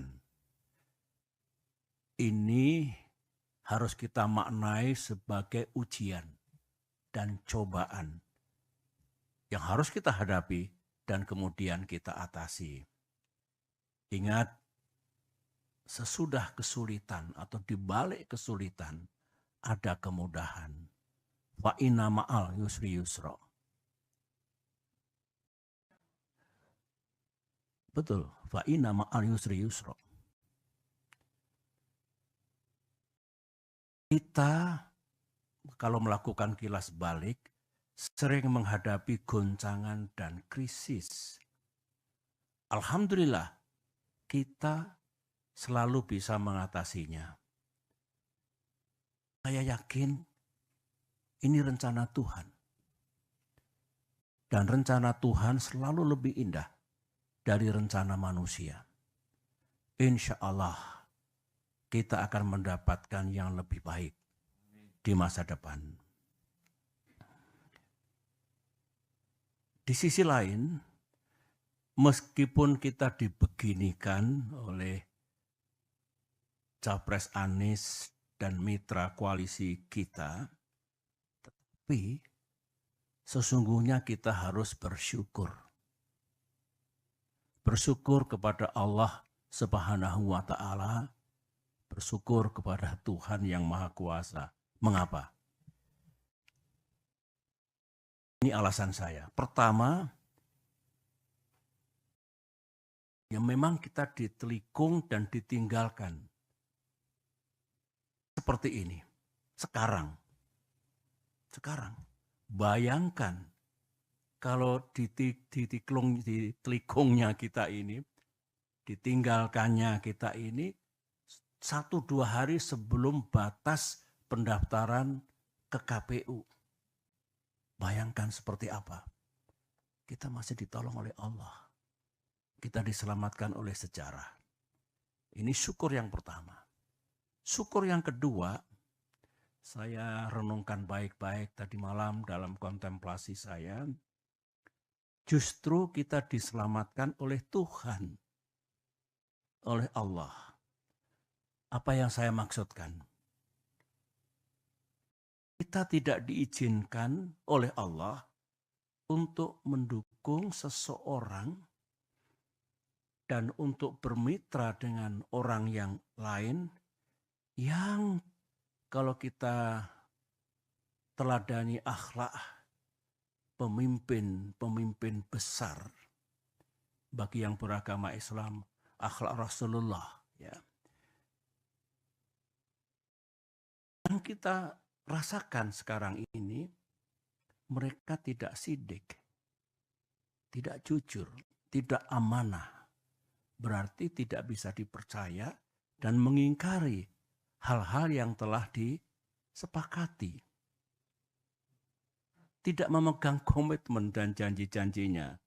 Nah, sekarang saja tidak sidik, tidak amanah, tidak memegang komitmennya. Bagaimana nanti kalau menjadi pemimpin dengan kekuasaan yang besar, rakyat akan diapakan?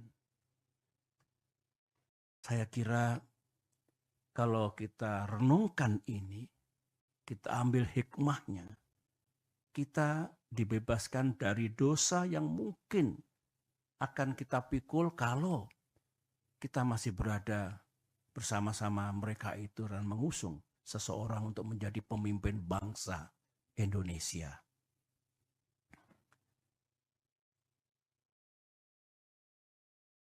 Selain itu, kita ternyata juga tidak diizinkan untuk berkoalisi dengan seseorang yang sejak awal sudah melanggar dan mengingkari kesepakatan. Tertulis dalam kesepakatan koalisi, menjunjung tinggi prinsip kesetaraan, equality, dan kesetaraan. Ulangi, kesetaraan, equality, dan keadilan. Saya ulangi. Bayangkan kalau di masa depan kita punya mitra koalisi yang tidak tunduk, tidak patuh pada kesepakatan yang kita buat bersama. Para pimpinan Demokrat daerah, para pimpinan Demokrat cabang.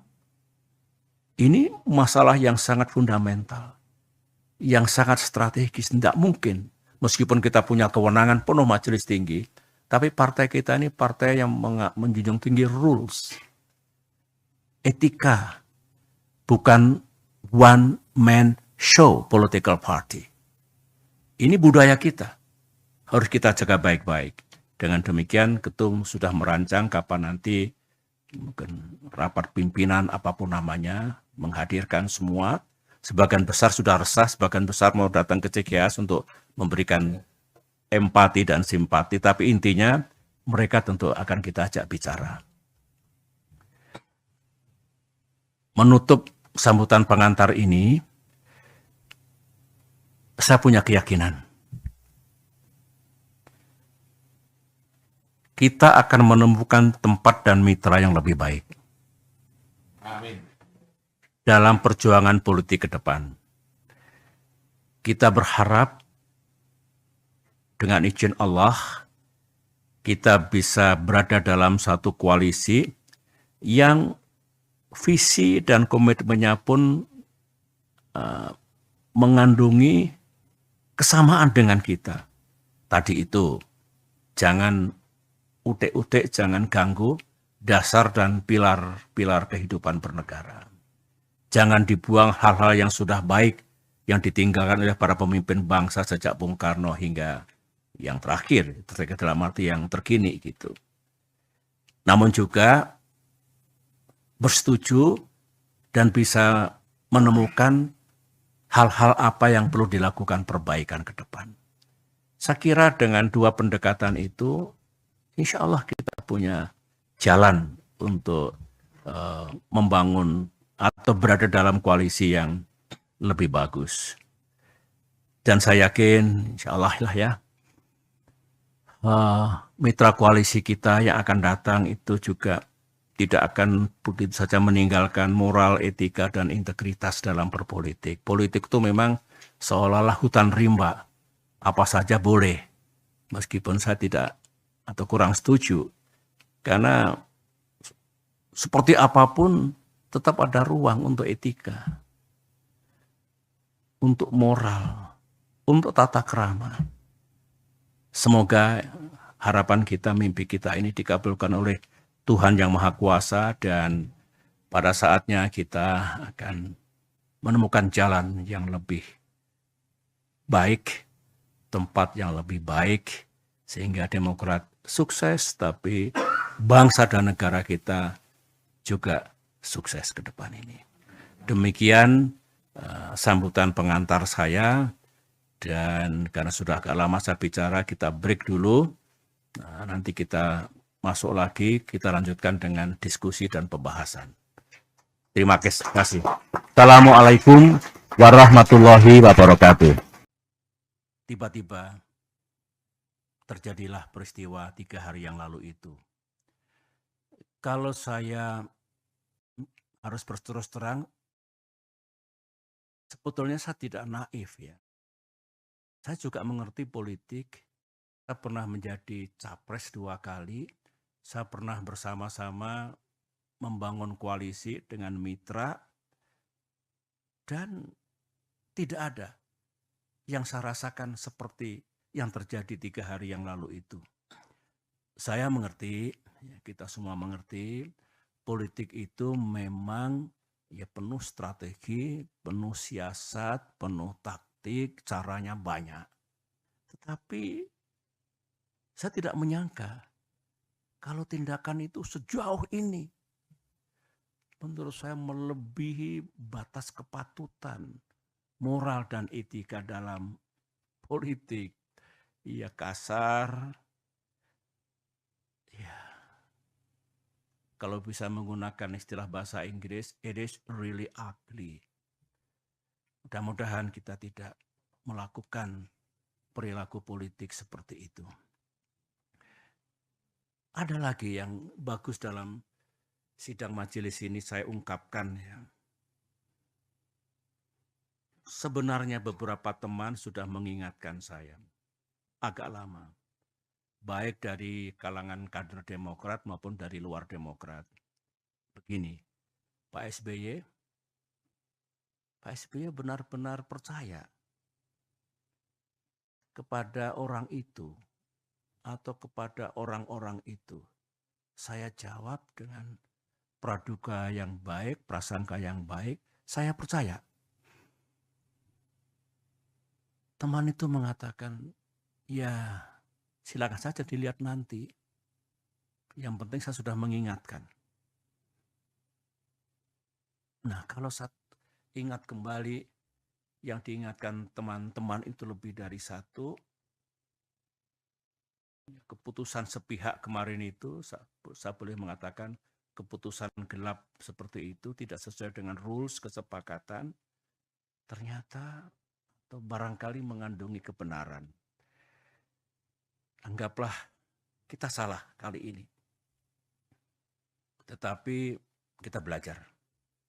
Mudah-mudahan kita tidak salah lagi ke depan. Dan mudah-mudahan dengan izin Allah dan ikhtiar kita, kita juga tidak kalah nantinya. Amin. Masih segar dalam ingatan saya, sebagaimana yang disampaikan Bung Iftitah tadi, di ruangan ini, saya duduk di sini, tanggal 25 Agustus 2023, berarti seminggu yang lalu.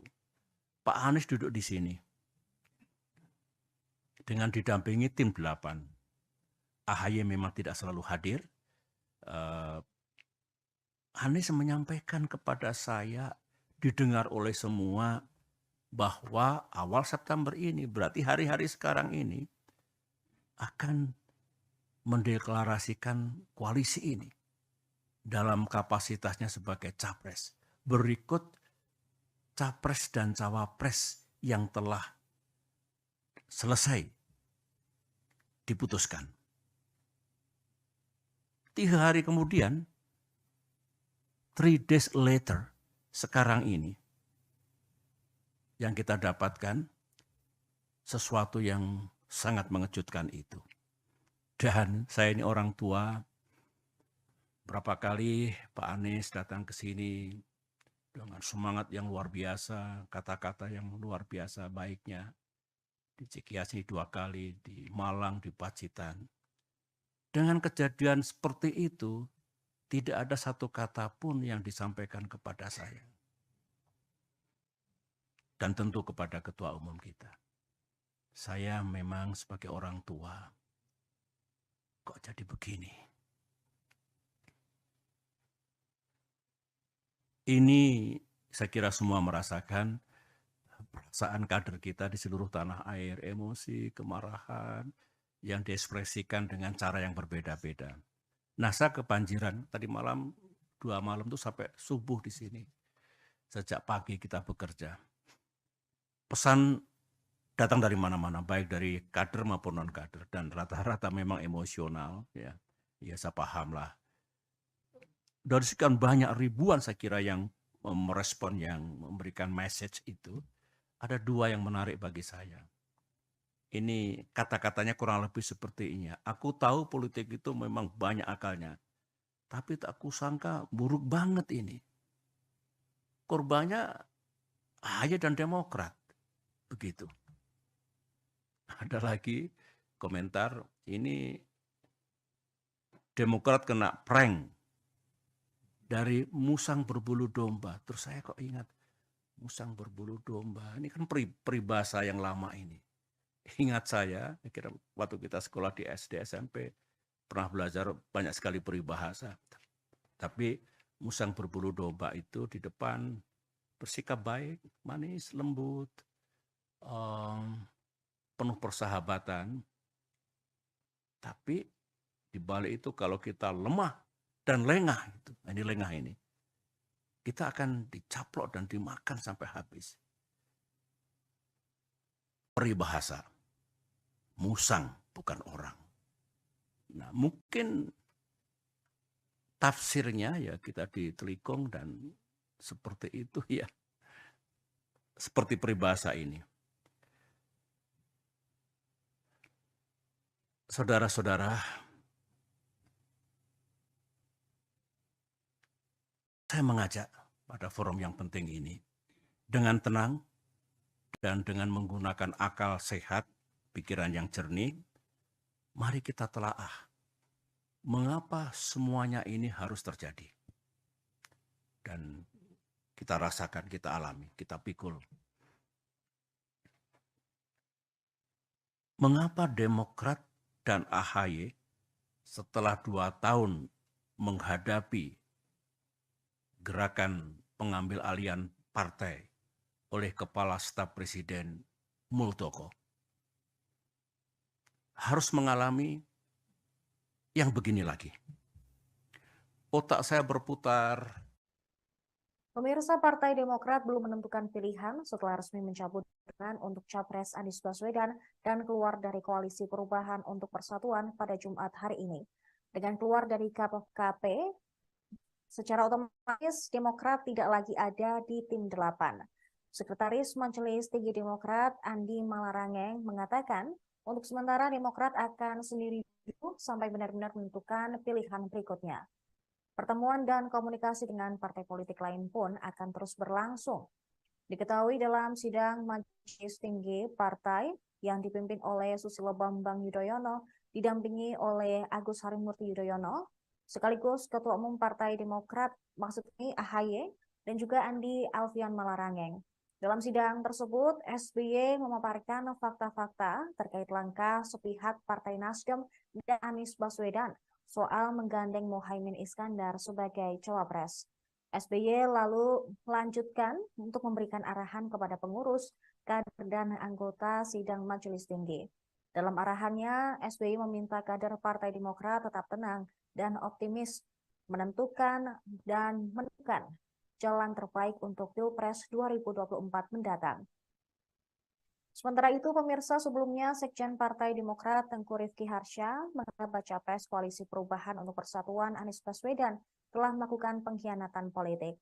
Sebab Anies menyetujui keputusan Ketua Umum Partai Nasdem Surya Paloh untuk memasangkannya dengan Ketua Umum PKS Muhaimin Iskandar alias Caimin sebagai cawapresnya. Informasi ini didapatkan Partai Demokrat dari Sudirman Said pada 30 Agustus bahwa Anies menyetujui untuk berpasangan dengan Caimin. Dan persetujuan ini dilakukan secara sepihak atas inisiatif Surya Paloh. Tengku Rifki Harsha mengatakan bahwa Surya Paloh mengambil keputusan itu setelah bertemu Caimin di Nasdem Tower, Jakarta pada Selasa 29 Agustus malam. Rifki menuturkan Surya kemudian memanggil Anies malam itu juga dan memberitahukan keputusan tersebut. Maka Rifki merasa bahwa Anies melakukan pengkhianatan karena sebenarnya sudah memilih Ketua Umum Partai Demokrat AHY sebagai baca pres pada 14 Juni 2023. Padahal dalam nota perjanjian pembentukan KPP yang ditandatangani oleh Ketua Umum Nasdem, PKS, Demokrat, disampaikan bahwa penentuan baca pres ada di tangan Anies sendiri. Baik, kita langsung ya. Dengan keputusan menyatakan tidak lagi berada pada Koalisi Perubahan dan Persatuan, dan juga tidak lagi juga mendukung saudara Anies Baswedan sebagai calon presiden, kami tidak lagi juga terikat pada piagam kesepakatan yang ditandatangani oleh Ketua Umum Partai dan ketiga umum ketua partai dalam Koalisi Perubahan Persatuan itu. Dengan demikian maka Partai Demokrat setelah rapat ini mungkin dalam 2-3 hari ke depan sudah bebas untuk membangun komunikasi dan berkomunikasi dengan partai-partai lain dalam rangka membangun koalisi menuju Pilpres 2024. Kira-kira begitu. Nah, tentu saja nanti Mas Setula yang bersama jajaran DPP yang kemudian berkomunikasi dengan pihak-pihak lain, partai-partai sahabat yang lain dalam rangka membangun koalisi tersebut. Menunjukkan kepertanggungjawaban kita. Kita nggak punya buzzers, kita tidak suka hoax, tetapi kalau urusan yang berangkat dari fakta dan kebenaran kita selalu siap. Sidang majelis yang saya muliakan,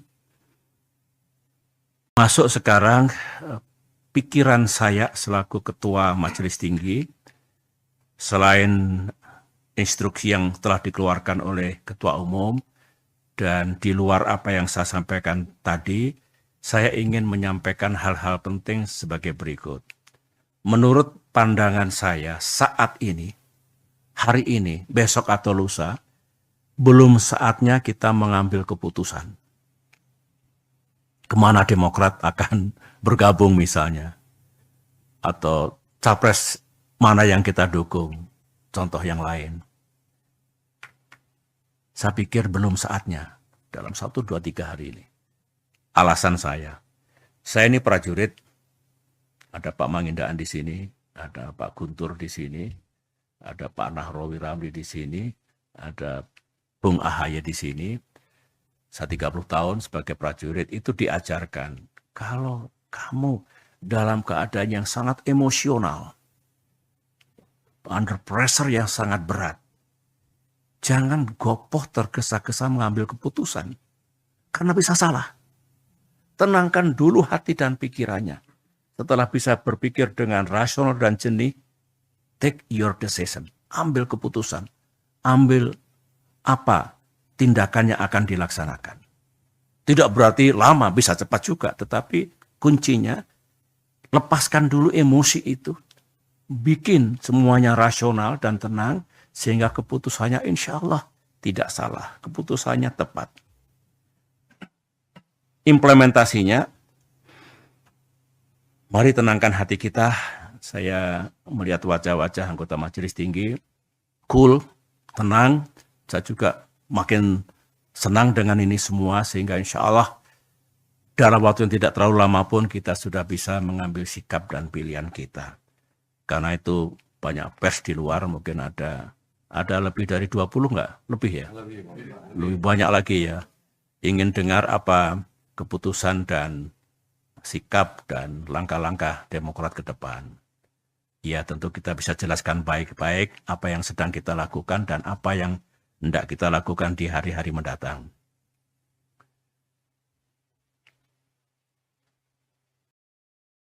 Yang kita pikirkan hari ini, tadi malam kami berdiskusi dengan Ketum, dengan Bung Andi, Sekretaris MTB, dan lain-lain yang lembur di sini. Saya laporkan pada sidang kali hari ini. Kepada mereka, menjaga perasaan mereka, tidak begitu langsung kita tinggalkan begitu saja. Yang intinya, sangat mungkin kita punya rumah baru, punya tempat baru, tetapi melanjutkan yang sudah baik tetap, nah kita bisa berdiskusi perbaikan seperti apa yang mesti kita lakukan dengan mitra koalisi kita yang baru nanti. Semuanya terbuka untuk itu.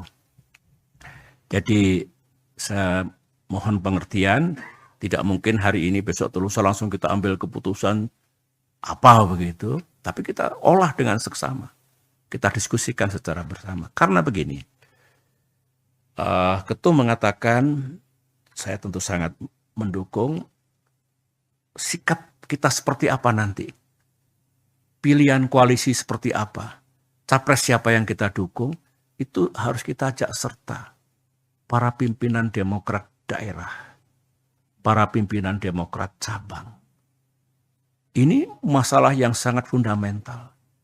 Yang sangat strategis. Tidak mungkin. Meskipun kita punya kewenangan penuh Majelis Tinggi. Tapi partai kita ini partai yang menjunjung tinggi rules. Etika. Bukan one man show political party. Ini budaya kita. Harus kita jaga baik-baik. Dengan demikian Ketum sudah merancang kapan nanti mungkin rapat pimpinan apapun namanya, menghadirkan semua. Sebagian besar sudah resah, sebagian besar mau datang ke CGS untuk memberikan empati dan simpati. Tapi intinya mereka tentu akan kita ajak bicara. Menutup sambutan pengantar ini, saya punya keyakinan. Kita akan menemukan tempat dan mitra yang lebih baik. Amin. Dalam perjuangan politik ke depan. Kita berharap dengan izin Allah, kita bisa berada dalam satu koalisi yang visi dan komitmennya pun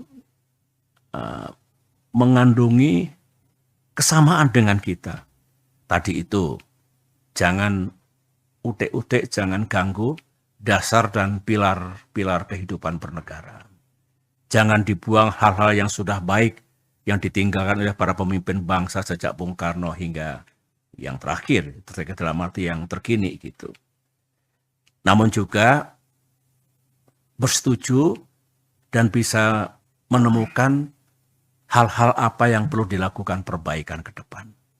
Saya kira dengan dua pendekatan itu, insya Allah kita punya jalan untuk membangun atau berada dalam koalisi yang lebih bagus. Selamat malam, Anda sedang menyaksikan live breaking news bersama saya, Siska Mawaski. Selesai mengumumkan keluar dari koalisi perubahan, Partai Demokrat akan segera menggelar rapat internal untuk menentukan arah koalisi untuk pemilu 2024. Koordinator juru bicara DPP Partai Demokrat Herzaki Mahendra Putra dalam keterangannya pada Minggu 3 September mengatakan pertemuan akan diikuti oleh para pimpinan pusat hingga daerah. Pertemuan ini tentunya akan dipimpin oleh Ketua Umum Demokrat Agus Harimurti Yudhoyono atau AHY. Menurut Herzaki, kegiatan konsolidasi internal ini akan diawali dengan pertemuan para pengurus Demokrat tingkat pusat pada Senin 4 September. Kemudian setelah pertemuan tingkat pusat, Demokrat berencana menggelar conference call dengan pimpinan wilayah dan daerah seluruh Indonesia. Hasil rapat tersebut akan menentukan arah dukungan Demokrat dalam pemilu 2024. Dalam keputusan ini, Demokrat juga akan mempertimbangkan aspirasi masyarakat. Sebagaimana diketahui, Demokrat mencabut dukungannya untuk Anies Baswedan sebagai Capres 2024. Pencabutan dukungan tersebut otomatis membuat Demokrat keluar dari Koalisi Perubahan untuk Persatuan. Hal ini terjadi seiring dengan penunjukan Ketua Umum Partai Kebangkitan Bangsa atau PKB, Muhaimin Iskandar atau Caimin sebagai Cawapres Anies.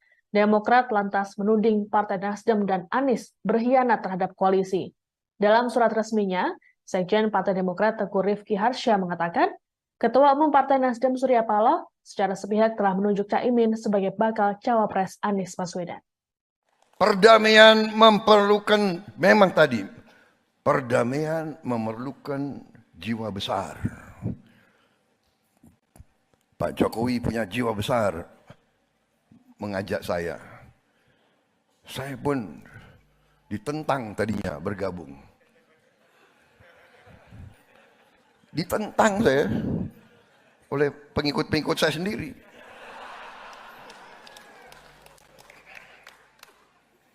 Saya dituduh pengkhianat. Memang akhir-akhir ini memang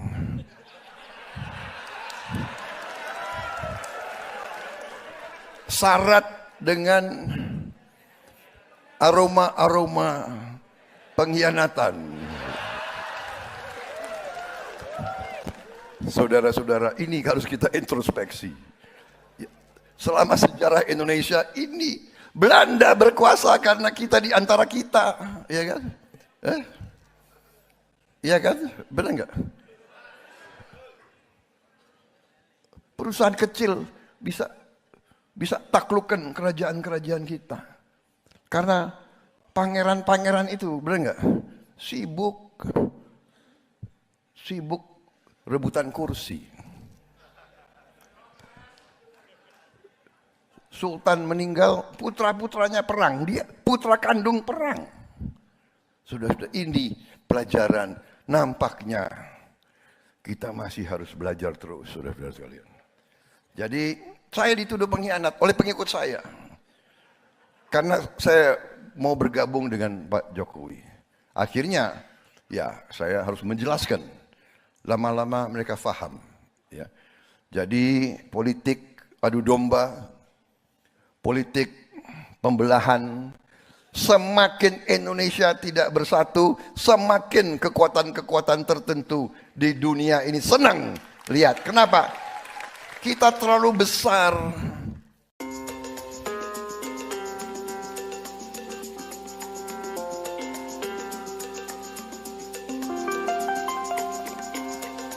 Partai Demokrat resmi mencabut dukungan terhadap bakal calon presiden atau baca pres Koalisi Perubahan untuk Persatuan atau KPP Anies Baswedan.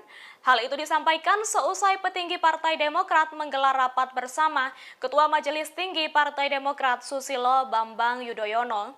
Adapun rapat itu digelar di Cikeas pada Jumat 1 September 2023. Dalam jumpa pers, Sekretaris Majelis Tinggi Demokrat Andi Malarangeng juga telah memberi konfirmasi. Andi pun melanjutkan secara otomatis Demokrat keluar dari Koalisi Perubahan untuk Persatuan. Seperti diketahui sebelumnya, Demokrat bersama Partai Nasdem dan Partai Keadilan Sejahtera atau PKS membangun Koalisi Perubahan untuk Persatuan. Koalisi ini kemudian resmi mendeklarasikan Anies Baswedan sebagai baca pres yang didukung maju di Pilpres 2024. Namun pada Kamis 31 Agustus 2023, Demokrat mengeluarkan pernyataan resmi dan menuding Partai Nasdem serta Anies Baswedan berkhianat terhadap koalisi. Pihaknya menganggap Ketua Umum Partai Nasdem Surya Paloh secara sepihak telah menunjuk Ketua Umum Partai Kebangkitan Bangsa atau PKB Muhaimin Iskandar sebagai bacawa pres Anies Baswedan. Ini bukan kiamat. Ini bukan akhir dari perjuangan kita. Bukan.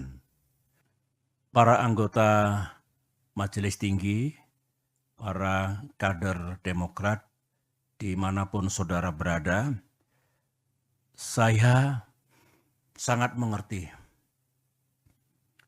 perasaan, emosi para kader. Saya minta, mari kita tenangkan hati kita, pikiran kita. Ini bukan kiamat. Ini bukan akhir dari perjuangan kita. Bukan. Ini harus kita maknai sebagai ujian dan cobaan yang harus kita hadapi dan kemudian kita atasi. Ingat, sesudah kesulitan atau di balik kesulitan ada kemudahan. Fa inna ma'al yusri yusra. Betul, fa inna ma'al yusri yusra. Kita kalau melakukan kilas balik sering menghadapi goncangan dan krisis. Alhamdulillah, kita selalu bisa mengatasinya. Saya yakin ini rencana Tuhan. Dan rencana Tuhan selalu lebih indah dari rencana manusia. Insya Allah kita akan mendapatkan yang lebih baik di masa depan. Di sisi lain, meskipun kita dibeginikan oleh Capres Anies dan mitra koalisi kita, tetapi sesungguhnya kita harus bersyukur. Bersyukur kepada Allah Subhanahu wa Ta'ala, bersyukur kepada Tuhan yang Maha Kuasa. Mengapa? Ini alasan saya. Pertama, ya memang kita ditelikung dan ditinggalkan. Seperti ini. Sekarang. Bayangkan kalau ditelikungnya kita ini, ditinggalkannya kita ini, 1-2 hari sebelum batas pendaftaran ke KPU. Bayangkan seperti apa. Kita masih ditolong oleh Allah. Kita diselamatkan oleh sejarah. Ini syukur yang pertama. Syukur yang kedua, saya renungkan baik-baik tadi malam dalam kontemplasi saya. Justru kita diselamatkan oleh Tuhan, oleh Allah. Apa yang saya maksudkan?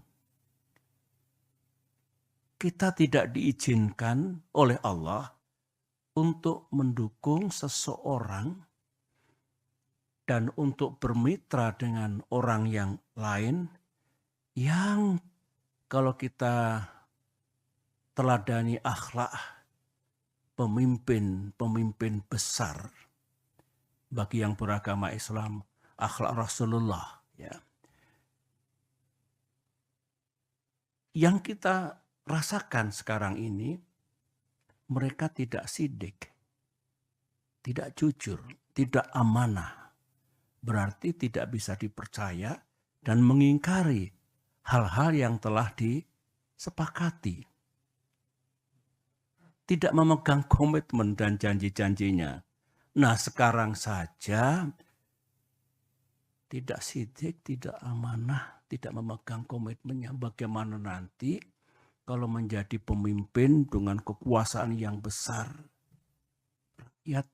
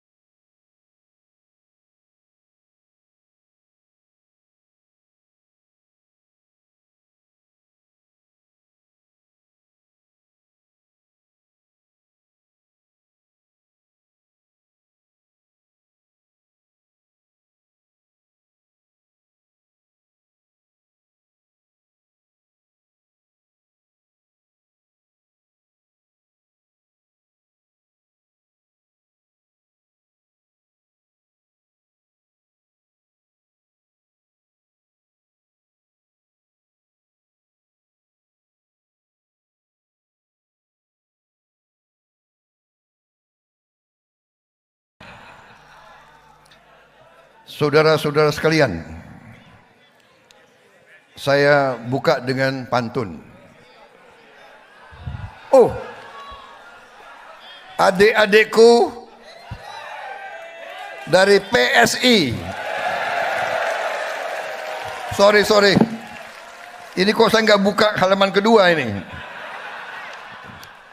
Sorry, ini salah saya ini, aduh. Wakil Ketua Umum Partai Bulan Bintang, Saudara Norman Zainal. Sekretaris Majelis Suryo, Partai Bulan Bintang, Saudara Jurhum.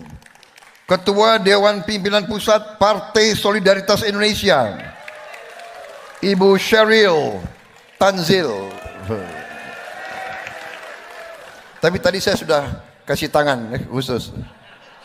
Ya kan? Lama juga ya. Kalian perhatiin aja.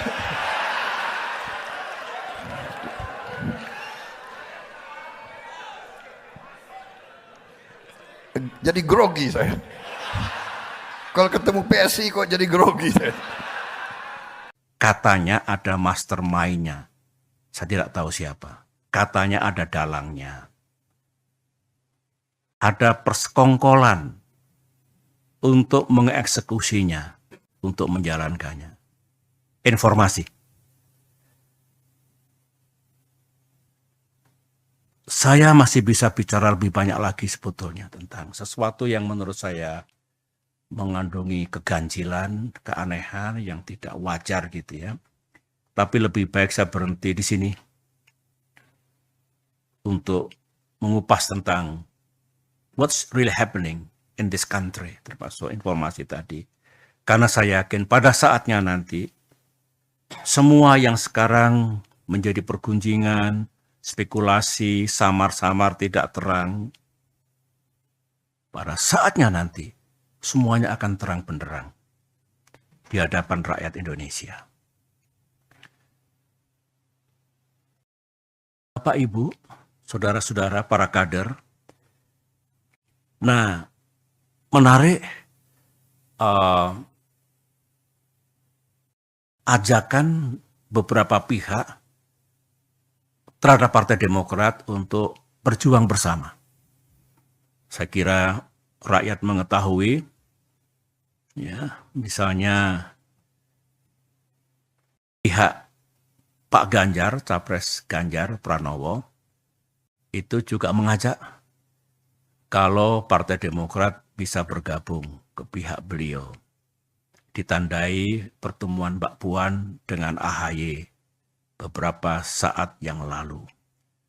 Yang kedua, Pak Prabowo, beliau datang ke Pacitan, menemui saya dan menyampaikan juga ajakannya. Saya harus jujur mengatakan bahwa cara seperti itu adalah cara yang baik. Sah, tidak salah, dan dibenarkan dalam demokrasi, dalam dunia politik. Ajakannya pun saya dengarkan juga tulus dan serius. Dilakukan secara terbuka, publik juga tahu. Ini kan baik untuk transparansi politik. Dibandingkan manuver bawah tanah yang penuh dengan misteri. Ini enak, ini terbuka, transparan. Memang menyampaikan dengan baik, kita sambut dengan baik Mbak Puan, Ibu Puan, Pak Prabowo. Karenanya respon kita juga positif. Kita menghormati, kita menghargai. Bahkan kami bersetuju untuk menjaga komunikasi. Kalau tujuannya baik untuk kepentingan bangsa, Demokrat wajib meresponnya dengan baik. Tentang nanti kemana kita berada, inilah yang nanti akan kita bicarakan baik-baik. Saya akan sampai di situ nanti. Nah, kembali kepada semua tadi, saya sudah plong karena sudah menyampaikan informasi hal-hal yang saya ketahui dengan sejumlah analisis agar para anggota Majelis Tinggi Partai juga lebih lengkap lagi pengetahuan tentang hal-hal yang berkaitan dengan koalisi dan pasangan Capres-Cawapres dalam Pilpres 2024 mendatang. Ini kan sebetulnya diketahui oleh publik. diketahui oleh masyarakat luas, terutama yang menjadi sorotan publik yang berkaitan dengan Pilpres 2024 ini. Mari kita ingat semuanya, apa yang pernah kita dengar, yang pernah kita ketahui, untuk mencari benang merah, kira-kira apa ya, tanpa sekali lagi menuduh dan mendiskreditkan siapapun. Karena kita hanya ingin bicara tentang fakta, kebenaran, dan dugaan-dugaan yang mengandungi logika. Satu, kita semua tahu, Bapak Ibu, memang ada keinginan untuk hanya terbentuk dua pasangan saja, pasangan capres dan cawapres dalam Pilpres 2024 ini. Ada. Jangan ada dusta di antara kita, ada itu. Kita juga tahu ada upaya dan pekerjaan politik untuk membuat koalisi perubahan. Di dalamnya ada Nasdem, ada PKS, ada Demokrat. Itu tidak bisa berlayar. Ada. Kita juga tahu, termasuk informasi yang sangat sensitif untuk membuat pasangan Anies AHY yang sudah menjadi rahasia umum, yang sudah matang sebetulnya sebelum terjadi prahara 3 hari yang lalu itu, pasangan itu tidak akan terjadi. Informasi yang saya dengar ini pekerjaan politik tingkat tinggi.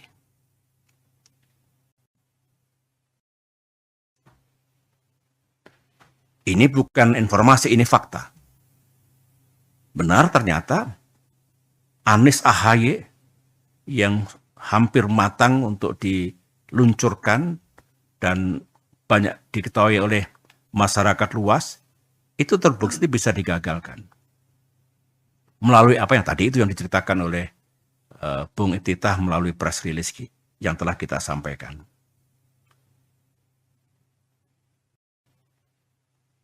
Ini coba. Jadi informasi-informasi itu salah satu manifestnya yang terjadi betul ya ini.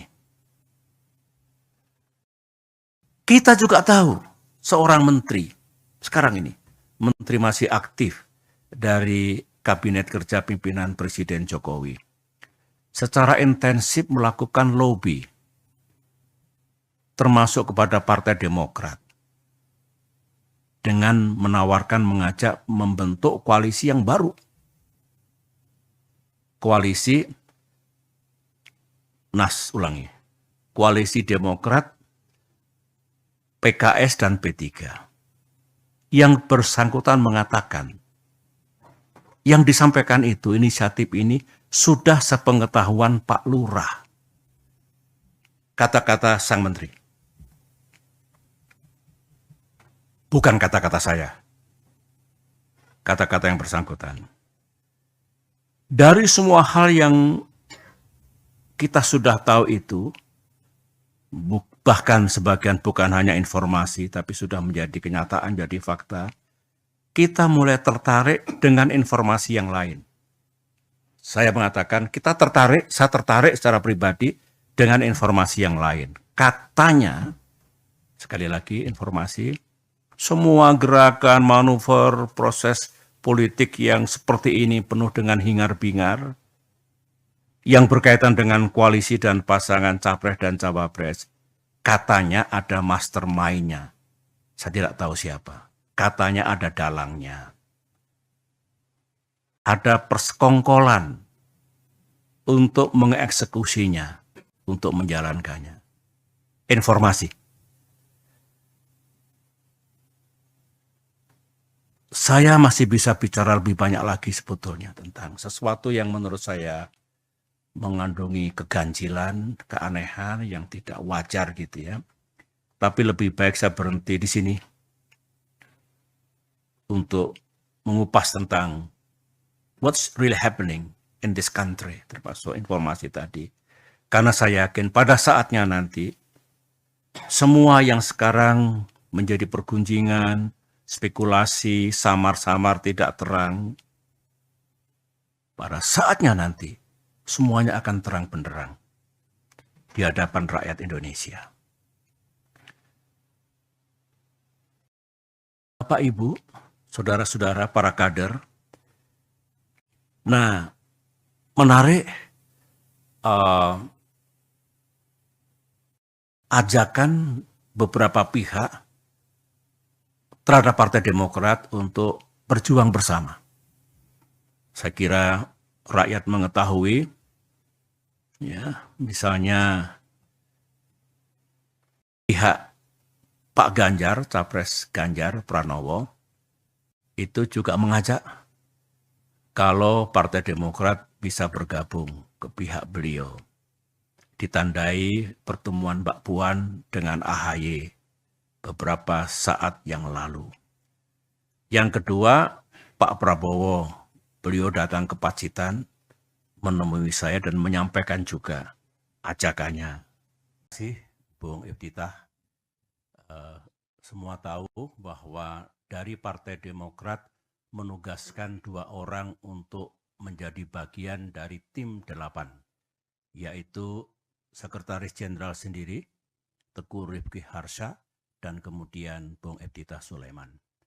Mereka bekerja siang dan malam, hampir setahun, maraton, tentu di bawah supervisi Ketua Umum selaku Wakil Ketua Majelis Tinggi Partai, dan puluhan kali bertemu dan bersama-sama dengan Capres Anies Baswedan. Dan kalau saya ikuti, kerja ini tidak mudah. Banyak sekali hambatan dan tantangan. Tetapi belakangan kelihatan progres yang memberikan harapan sebelum kandas dan terhempas 3 hari yang lalu. Para anggota Majelis Tinggi, para kader Demokrat, dimanapun saudara berada, saya sangat mengerti perasaan, emosi para kader. Saya minta, mari kita tenangkan hati kita, pikiran kita. Ini bukan kiamat. Ini bukan akhir dari perjuangan kita. Bukan. Ini harus kita maknai sebagai ujian dan cobaan yang harus kita hadapi dan kemudian kita atasi. Ingat, sesudah kesulitan atau di balik kesulitan ada kemudahan. Fa inna ma'al yusri yusra.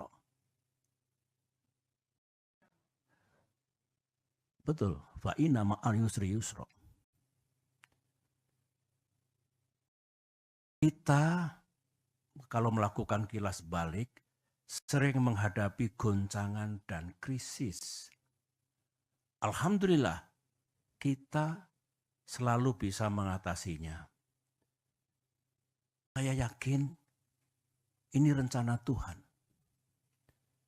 Dan rencana Tuhan selalu lebih indah dari rencana manusia. Insya Allah kita akan mendapatkan yang lebih baik di masa depan.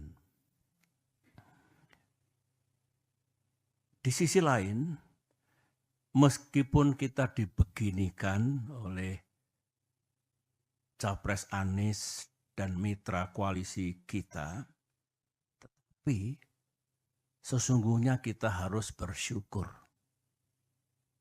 Bersyukur kepada Allah Subhanahu wa Ta'ala, bersyukur kepada Tuhan yang Maha Kuasa. Mengapa? Ini alasan saya. Pertama, ya memang kita ditelikung dan ditinggalkan. Seperti ini. Sekarang.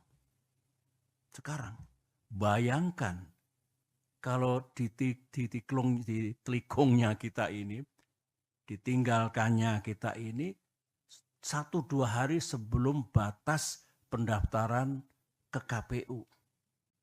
Bayangkan seperti apa. Kita masih ditolong oleh Allah. Kita diselamatkan oleh sejarah. Ini syukur yang pertama. Syukur yang kedua, saya renungkan baik-baik tadi malam dalam kontemplasi saya.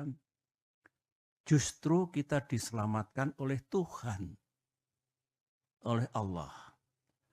Apa yang saya maksudkan?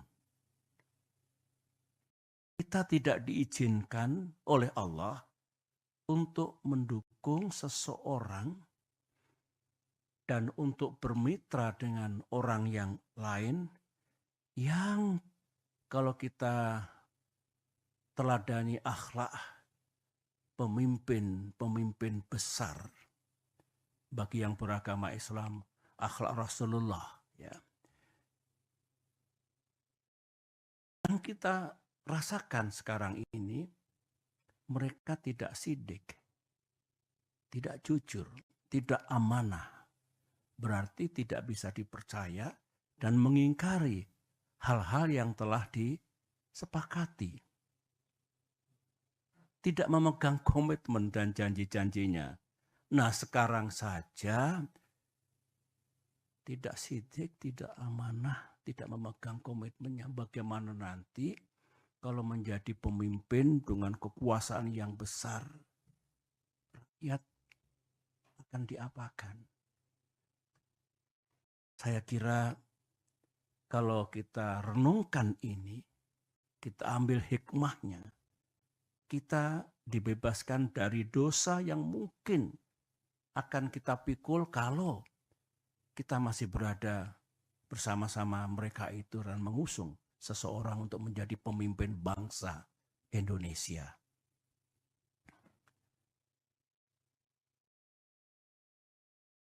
Selain itu, kita ternyata juga tidak diizinkan untuk berkoalisi dengan seseorang yang sejak awal sudah melanggar dan mengingkari kesepakatan.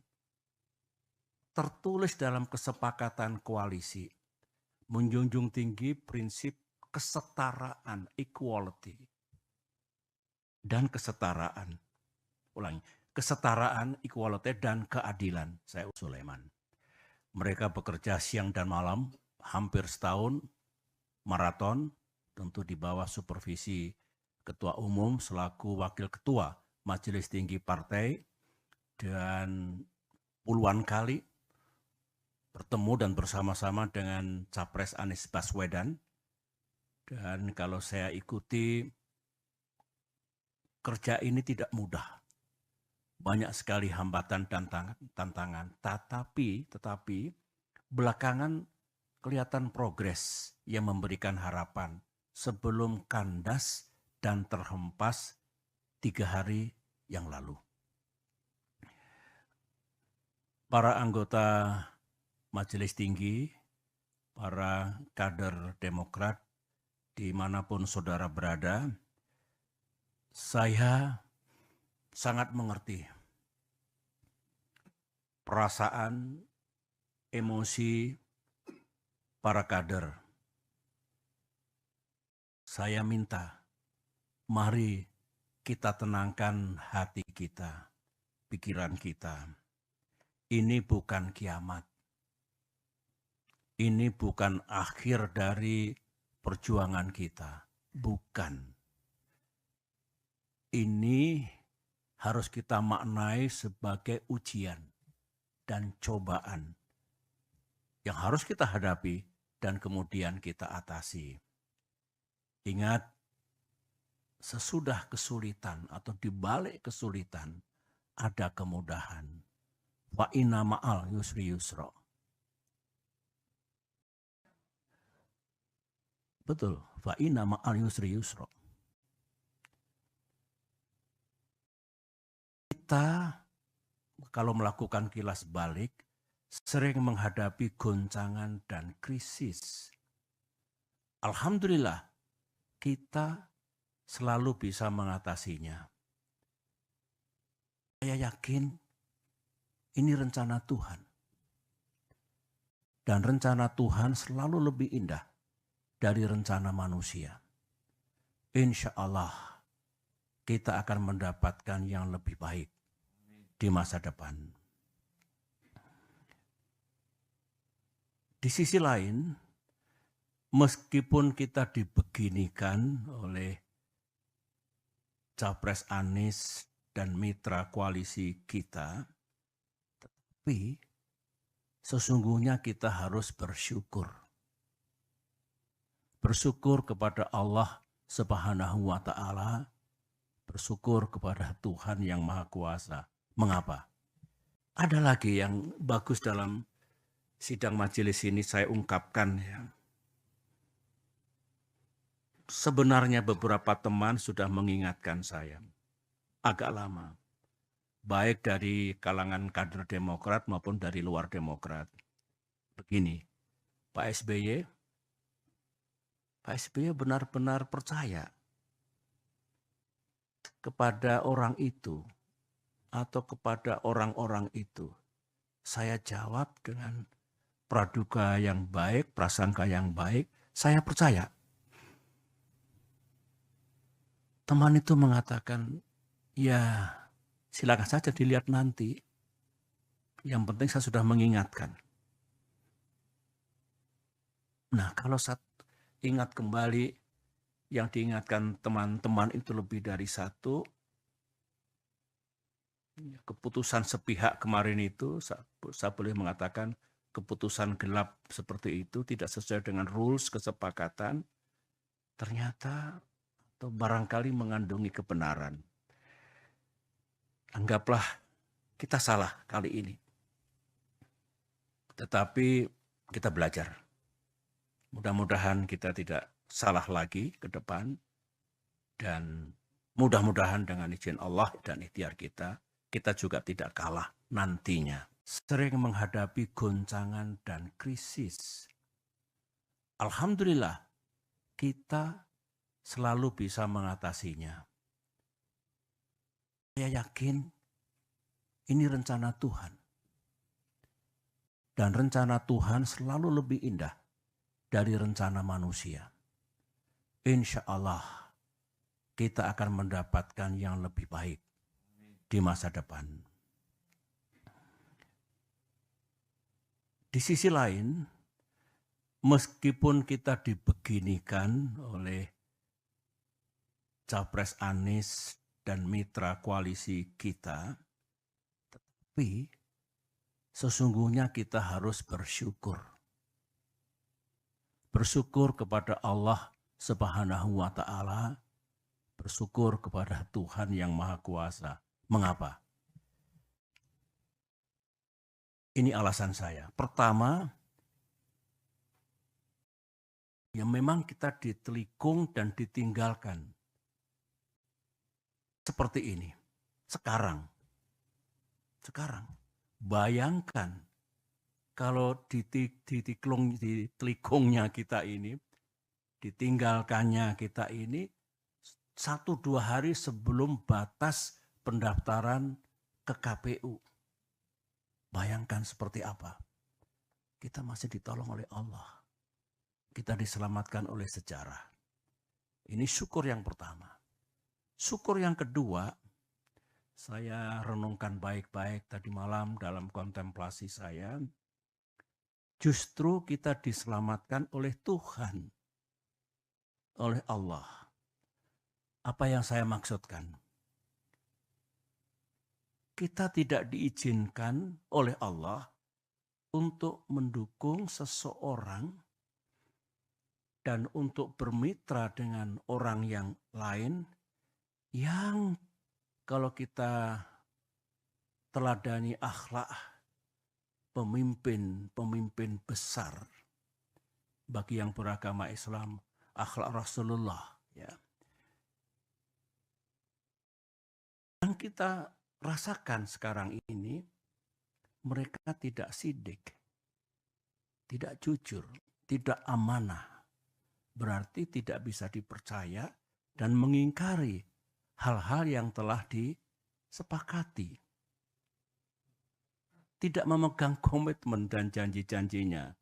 Nah, sekarang saja tidak sidik, tidak amanah, tidak memegang komitmennya. Bagaimana nanti kalau menjadi pemimpin dengan kekuatan? Kalau saya harus berterus terang, sebetulnya saya tidak naif ya. Saya juga mengerti politik. Saya pernah menjadi capres 2 kali. Saya pernah bersama-sama membangun koalisi dengan mitra.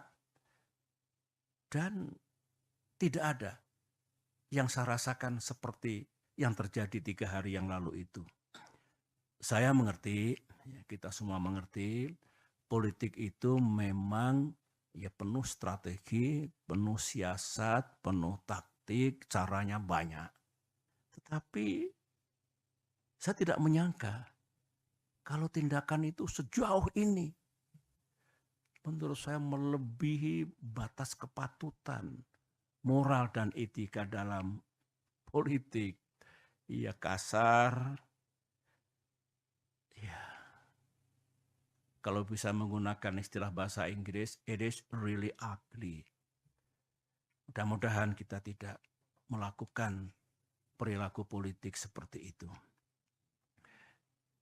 Ada lagi yang bagus dalam sidang majelis ini saya ungkapkan ya. Sebenarnya beberapa teman sudah mengingatkan saya agak lama. Baik dari kalangan kader Demokrat maupun dari luar Demokrat. Begini, Pak SBY benar-benar percaya kepada orang itu atau kepada orang-orang itu. Saya jawab dengan praduga yang baik, prasangka yang baik, saya percaya. Teman itu mengatakan, ya silakan saja dilihat nanti. Yang penting saya sudah mengingatkan. Nah, kalau saya ingat kembali yang diingatkan teman-teman itu lebih dari satu, keputusan sepihak kemarin itu, saya boleh mengatakan keputusan gelap seperti itu tidak sesuai dengan rules kesepakatan, ternyata atau barangkali mengandungi kebenaran. Anggaplah kita salah kali ini. Tetapi kita belajar. Mudah-mudahan kita tidak salah lagi ke depan. Dan mudah-mudahan dengan izin Allah dan ikhtiar kita, kita juga tidak kalah nantinya. Amin. Masih segar dalam ingatan saya, sebagaimana yang disampaikan Bung Iftitah tadi, di ruangan ini, saya duduk di sini, tanggal 25 Agustus 2023, berarti seminggu yang lalu. Pak Anies duduk di sini, dengan didampingi tim 8. AHY memang tidak selalu hadir. Anies menyampaikan kepada saya, didengar oleh semua, bahwa awal September ini, berarti hari-hari sekarang ini, akan mendeklarasikan koalisi ini dalam kapasitasnya sebagai capres. Berikut capres dan cawapres yang telah selesai diputuskan. 3 hari kemudian, 3 days later, sekarang ini, yang kita dapatkan sesuatu yang sangat mengejutkan itu. Dan saya ini orang tua, berapa kali Pak Anies datang ke sini dengan semangat yang luar biasa, kata-kata yang luar biasa baiknya. Di Cikias 2 kali, di Malang, di Pacitan. Dengan kejadian seperti itu, tidak ada satu kata pun yang disampaikan kepada saya. Dan tentu kepada ketua umum kita. Saya memang sebagai orang tua, kok jadi begini? Ini saya kira semua merasakan perasaan kader kita di seluruh tanah air, emosi, kemarahan, yang diekspresikan dengan cara yang berbeda-beda. Nah, saya kebanjiran, tadi malam, 2 malam itu sampai subuh di sini. Sejak pagi kita bekerja. Pesan datang dari mana-mana, baik dari kader maupun non-kader, dan rata-rata memang emosional, ya. Ya, saya paham lah. Dari sekian banyak ribuan saya kira yang merespon, yang memberikan message itu, ada dua yang menarik bagi saya. Ini kata-katanya kurang lebih seperti ini. Aku tahu politik itu memang banyak akalnya, tapi tak kusangka buruk banget ini. Korbannya AHY dan Demokrat. Begitu. Ada lagi komentar, ini Demokrat kena prank dari musang berbulu domba. Terus saya kok ingat, musang berbulu domba. Ini kan peribahasa yang lama ini. Ingat saya kira waktu kita sekolah di SD, SMP, pernah belajar banyak sekali peribahasa. Tapi musang berbulu domba itu di depan bersikap baik, manis, lembut, penuh persahabatan. Tapi di balik itu kalau kita lemah dan lengah, ini lengah ini, kita akan dicaplok dan dimakan sampai habis. Peribahasa, musang bukan orang. Nah, mungkin tafsirnya ya kita ditelikung dan seperti itu ya. Seperti peribahasa ini. Saudara-saudara, saya mengajak pada forum yang penting ini dengan tenang dan dengan menggunakan akal sehat, pikiran yang jernih, mari kita telaah mengapa semuanya ini harus terjadi. Dan kita rasakan, kita alami, kita pikul. Mengapa Demokrat dan AHY setelah 2 tahun menghadapi gerakan pengambil alihan partai oleh Kepala Staf Presiden Muldoko. Namun memang ada sejumlah hal yang perlu kita perbaiki. Kita ubah entah kebijakan, ekonomi, keadilan, kesejahteraan rakyat, hubungan luar negeri, apapun yang kira-kira akan menjadi lebih baik di masa depan. Nah, komitmen ini, agenda ini, di tengah goncangan ini, Demokrat tetap ingin menjaganya. Jangan tiba-tiba hilang, jangan tiba-tiba sirna. Begitu. Yang juga kita pikirkan, di malam kita diskusikan, ini rakyat kan banyak yang kecewa. Kita tahu rakyat ada yang pro keberlanjutan, itu hak mereka. Ada juga rakyat yang pro perubahan dan perbaikan. Ini kan kecewa, mereka sudah berharap perubahan jadi, Anies AHY jadi, tiba-tiba sekarang kandas itu. Nah, Demokrat juga harus berempati kepada mereka, menjaga perasaan mereka. Tidak begitu langsung kita tinggalkan begitu saja. Yang intinya, sangat mungkin kita punya rumah baru, punya tempat baru, tetapi melanjutkan yang sudah baik tetap. Nah, kita bisa berdiskusi perbaikan seperti apa yang mesti kita lakukan dengan mitra koalisi kita yang baru nanti. Semuanya terbuka untuk itu. Jadi saya mohon pengertian, tidak mungkin hari ini besok lusa langsung kita ambil keputusan apa begitu, tapi kita olah dengan seksama. Kita diskusikan secara bersama. Karena begini, Ketum mengatakan, saya tentu sangat mendukung, sikap kita seperti apa nanti, pilihan koalisi seperti apa, capres siapa yang kita dukung, itu harus kita ajak serta para pimpinan Demokrat daerah di Telikung, dan seperti itu ya, seperti peribahasa ini. Saudara-saudara, saya mengajak pada forum yang penting ini dengan tenang dan dengan menggunakan akal sehat, pikiran yang jernih, mari kita telaah mengapa semuanya ini harus terjadi. Dan kita rasakan, kita alami, kita pikul. Mengapa Demokrat dan AHY setelah 2 tahun menghadapi gerakan pengambil alihan partai oleh Kepala Staf Presiden Muldoko harus mengalami yang begini lagi. Otak saya berputar, insting saya berbicara. To understand why.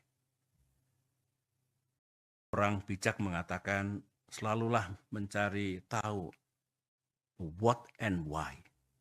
Supaya how-nya itu menjadi tepat.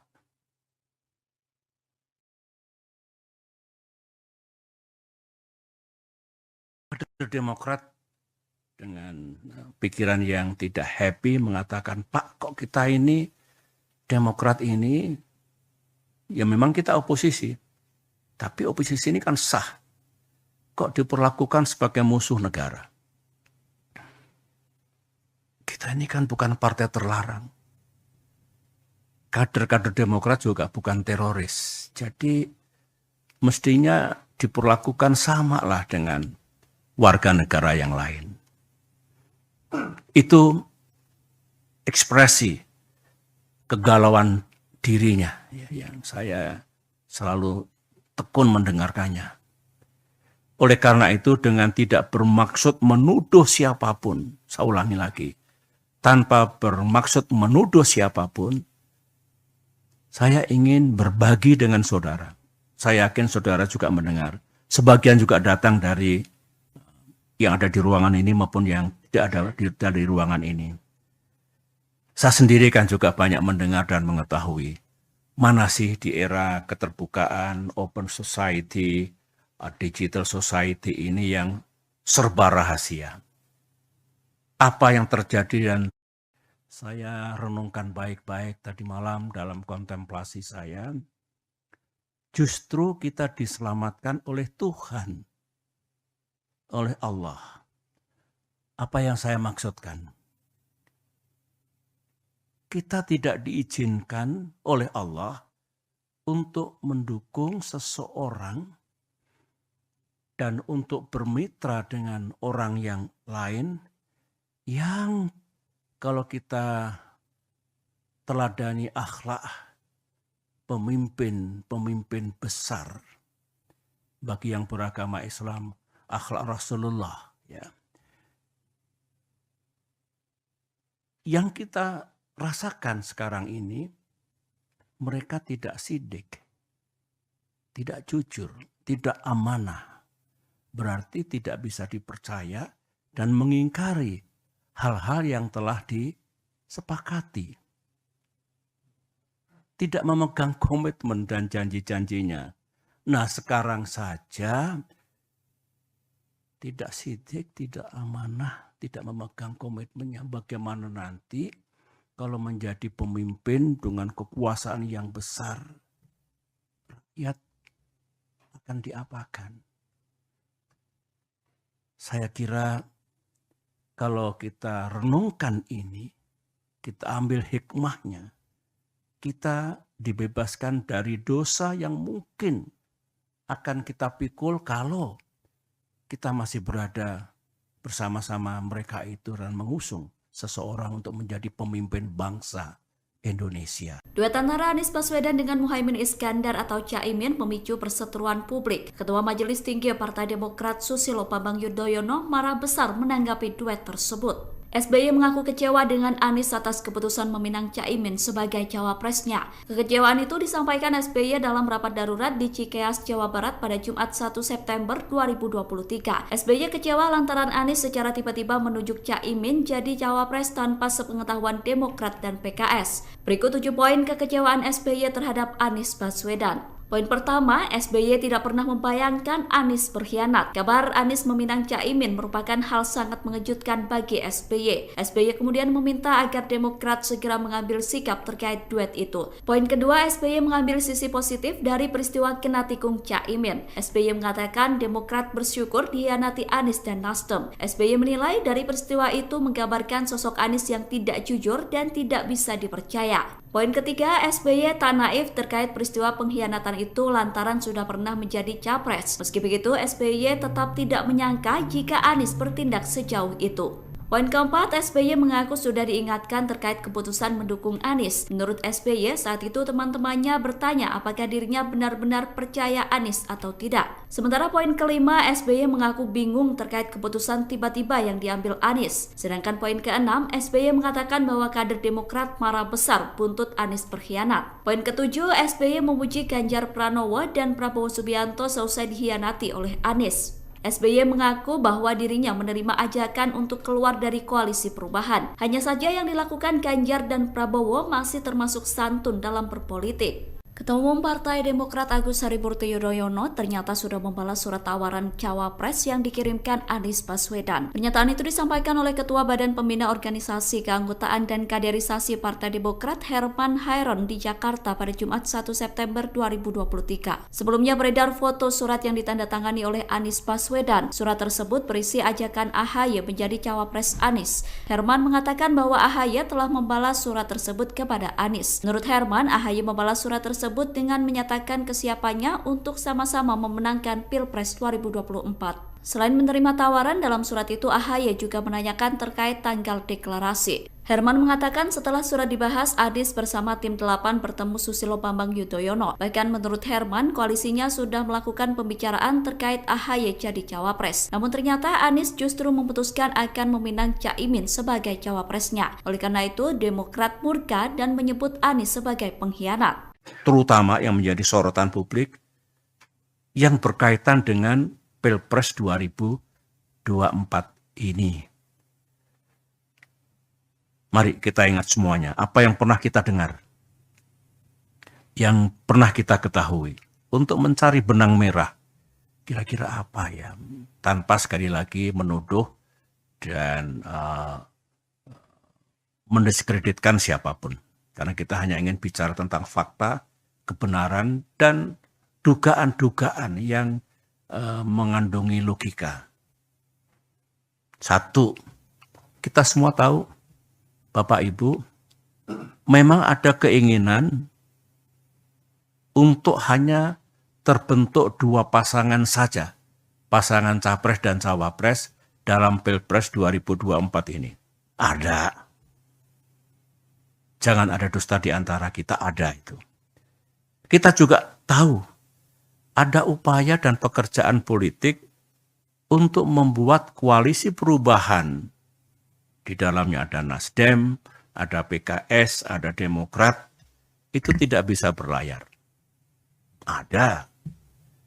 Kita juga tahu, termasuk informasi yang sangat sensitif, untuk membuat pasangan Anies AHY yang sudah menjadi rahasia umum, yang sudah matang sebetulnya sebelum terjadi prahara 3 hari yang lalu itu, pasangan itu tidak akan terjadi. Informasi yang saya dengar ini pekerjaan politik tingkat tinggi.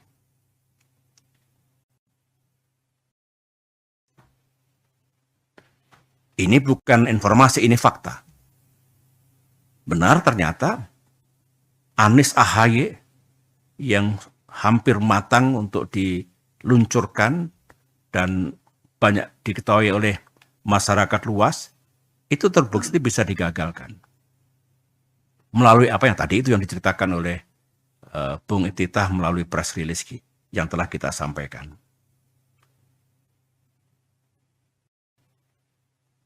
Ini coba. Jadi informasi-informasi itu salah satu manifestnya yang terjadi betul ya ini.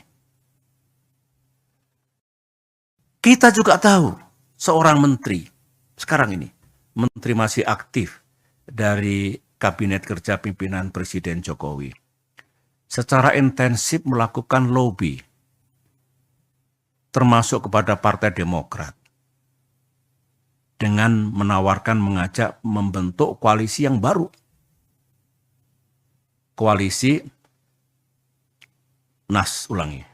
Koalisi Demokrat, PKS, dan P3. Yang bersangkutan mengatakan, yang disampaikan itu, inisiatif ini sudah sepengetahuan Pak Lurah. kata-kata sang menteri. Bukan kata-kata saya. Kata-kata yang bersangkutan. Dari semua hal yang kita sudah tahu itu, bahkan sebagian bukan hanya informasi, tapi sudah menjadi kenyataan, jadi fakta, kita mulai tertarik dengan informasi yang lain. Saya mengatakan, saya tertarik secara pribadi dengan informasi yang lain. Katanya, sekali lagi informasi, semua gerakan, manuver, proses politik yang seperti ini penuh dengan hingar-bingar, yang berkaitan dengan koalisi dan pasangan capres dan cawapres, katanya ada mastermind-nya. Saya tidak tahu siapa. Katanya ada dalangnya. Ada persekongkolan untuk mengeksekusinya, untuk menjalankannya. Informasi. Saya masih bisa bicara lebih banyak lagi sebetulnya tentang sesuatu yang menurut saya mengandungi keganjilan, keanehan yang tidak wajar gitu ya. Tapi lebih baik saya berhenti di sini untuk mengupas tentang what's really happening in this country, termasuk informasi tadi. Karena saya yakin pada saatnya nanti semua yang sekarang menjadi pergunjingan, spekulasi, samar-samar tidak terang, pada saatnya nanti semuanya akan terang benderang di hadapan rakyat Indonesia. Bapak, Ibu, saudara-saudara, para kader, nah, menarik ajakan beberapa pihak terhadap Partai Demokrat untuk berjuang bersama. Saya kira rakyat mengetahui, ya, misalnya pihak Pak Ganjar, Capres Ganjar Pranowo, itu juga mengajak kalau Partai Demokrat bisa bergabung ke pihak beliau. Ditandai pertemuan Mbak Puan dengan AHY beberapa saat yang lalu. Tiba-tiba terjadilah peristiwa 3 hari yang lalu itu. Kalau saya harus berterus terang, sebetulnya saya tidak naif ya. Saya juga mengerti politik. Saya pernah menjadi capres 2 kali. Saya pernah bersama-sama membangun koalisi dengan mitra. Dan tidak ada yang saya rasakan seperti yang terjadi 3 hari yang lalu itu. Saya mengerti, kita semua mengerti, politik itu memang ya penuh strategi, penuh siasat, penuh taktik, caranya banyak. Tetapi saya tidak menyangka kalau tindakan itu sejauh ini, menurut saya melebihi batas kepatutan, moral dan etika dalam politik. Ya kasar, ya kalau bisa menggunakan istilah bahasa Inggris, it is really ugly. Mudah-mudahan kita tidak melakukan perilaku politik seperti itu. Ada lagi yang bagus dalam sidang majelis ini saya ungkapkan ya. Sebenarnya beberapa teman sudah mengingatkan saya agak lama. Baik dari kalangan kader Demokrat maupun dari luar Demokrat. Begini, Pak SBY benar-benar percaya kepada orang itu atau kepada orang-orang itu. Saya jawab dengan praduga yang baik, prasangka yang baik, saya percaya. Teman itu mengatakan, ya silakan saja dilihat nanti. Yang penting saya sudah mengingatkan. Nah, kalau saya ingat kembali yang diingatkan teman-teman itu lebih dari 1, keputusan sepihak kemarin itu saya boleh mengatakan keputusan gelap seperti itu tidak sesuai dengan rules kesepakatan, ternyata atau barangkali mengandungi kebenaran. Anggaplah kita salah kali ini. Tetapi kita belajar. Mudah-mudahan kita tidak salah lagi ke depan. Dan mudah-mudahan dengan izin Allah dan ikhtiar kita, kita juga tidak kalah nantinya. Amin. Masih segar dalam ingatan saya, sebagaimana yang disampaikan Bung Iftitah tadi, di ruangan ini, saya duduk di sini, tanggal 25 Agustus 2023, berarti seminggu yang lalu. Pak Anies duduk di sini,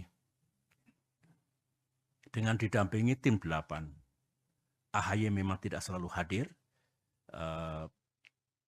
Anies menyampaikan kepada saya, didengar oleh semua, bahwa awal September ini, berarti hari-hari sekarang ini, akan mendeklarasikan koalisi ini dalam kapasitasnya sebagai capres. Berikut capres dan cawapres yang telah selesai diputuskan. 3 hari kemudian, 3 days later, sekarang ini, yang kita dapatkan sesuatu yang sangat mengejutkan itu. Dan saya ini orang tua, berapa kali Pak Anies datang ke sini dengan semangat yang luar biasa, kata-kata yang luar biasa baiknya. Di Cikiasi 2 kali, di Malang, di Pacitan. Dengan kejadian seperti itu, tidak ada satu kata pun yang disampaikan kepada saya. Dan tentu kepada Ketua Umum kita. Saya memang sebagai orang tua, kok jadi begini? Ini saya kira semua merasakan perasaan kader kita di seluruh tanah air, emosi, kemarahan, yang diekspresikan dengan cara yang berbeda-beda. Nah, saya kebanjiran, tadi malam, 2 malam itu sampai subuh di sini. Sejak pagi kita bekerja. Pesan datang dari mana-mana, baik dari kader maupun non-kader, dan rata-rata memang emosional. Ya, saya paham lah. Dari sekian banyak ribuan saya kira yang merespon, yang memberikan message itu, ada 2 yang menarik bagi saya. Ini kata-katanya kurang lebih seperti ini. Aku tahu politik itu memang banyak akalnya, tapi tak kusangka buruk banget ini. Korbannya AHY dan Demokrat. Begitu. Ada lagi komentar, ini Demokrat kena prank dari musang berbulu domba. Terus saya kok ingat, musang berbulu domba, ini kan peribahasa yang lama ini. Ingat saya kira waktu kita sekolah di SD, SMP, pernah belajar banyak sekali peribahasa. Tapi musang berbulu domba itu di depan bersikap baik, manis, lembut, penuh persahabatan. Tapi di balik itu kalau kita lemah dan lengah, ini lengah ini, kita akan dicaplok dan dimakan sampai habis. Peribahasa, musang bukan orang. Nah, mungkin tafsirnya ya kita ditelikung dan seperti itu ya. Seperti peribahasa ini. Saudara-saudara, saya mengajak pada forum yang penting ini dengan tenang dan dengan menggunakan akal sehat, pikiran yang jernih, mari kita telaah mengapa semuanya ini harus terjadi. Dan kita rasakan, kita alami, kita pikul. Mengapa Demokrat dan AHY setelah 2 tahun menghadapi gerakan pengambil alihan partai oleh Kepala Staf Presiden Muldoko harus mengalami yang begini lagi? Otak saya berputar. Insya Allah ikhtiar kita insya Allah akan dimudahkan perjalanannya. Baca Pres Anies Baswedan buka suara seusai meminang Ketua PKB Caimin sebagai Cawapres. Ia pun menyinggung soal keikhlasan hingga sikap saat dicaci. Hal tersebut disampaikan Anies seusai banyak pihak mengecapnya sebagai pengkhianat hingga ungkapan kekecewaan dari Ketum Demokrat Susilo Bambang Yudhoyono atau SBY. Anies meminta kepada relawannya agar tidak terganggu dinamika politik yang sedang terjadi. Sebaliknya, Baca Pres itu meminta agar relawan fokus pada usaha menciptakan perubahan di Indonesia. Sementara soal perubahan, Anies pun mengingatkan agar menerimanya dengan keikhlasan, yang artinya saat dipuji tidak terbang dan dicaci tidak tumbang. Saat hal itu dilakukan, Anies meyakini usaha dan ikhtiar yang dilakukan akan dimudahkan. Dalam pernyataan yang sama, Anies berjanji akan ada waktu untuk memberikan penjelasan lengkap terhadap dinamika yang terjadi pada koalisi. Di satu sisi, SBY sempat memberikan respon soal Anies Baswedan yang dicap sebagai pengkhianat. SBY menyindir Anies Baswedan sebagai sosok yang tidak jujur dan tidak bisa menepati janji. Melihat hal itu, SBY pun mempertanyakan nasib kedepannya apabila Anies menjabat sebagai seorang presiden. Oleh karena itu, meski dikhianati dan ditikung, SBY menilai ada hikmah di balik gagalnya AHY menjadi cawapres Anies Baswedan. SBY menilai bahwa Tuhan justru membebaskan partainya dari dosa-dosa karena mengusung seseorang yang tidak amanah. Assalamualaikum warahmatullahi wabarakatuh. Buat seluruh relawan, mari kita terus konsentrasi pada usaha kita untuk melakukan perubahan. Kita ingin Indonesia yang lebih adil, kita ingin Indonesia yang lebih maju. Dan kita fokus di situ. Dinamika yang sedang terjadi saat ini, jangan mengganggu konsentrasi kita. Nanti pada waktunya akan ada penjelasan lengkap. Sekarang kita fokus pada usaha kita untuk melakukan perubahan itu. Dan ingat, kita harus ikhlas. Dan itu artinya apa? Dipuji tidak terbang, dicaci tidak tumbang. Kita jalanin. Insya Allah ikhtiar kita, insya Allah akan dimudahkan perjalanannya. Terima kasih, jaga semangat, terus solid. Assalamualaikum warahmatullahi wabarakatuh.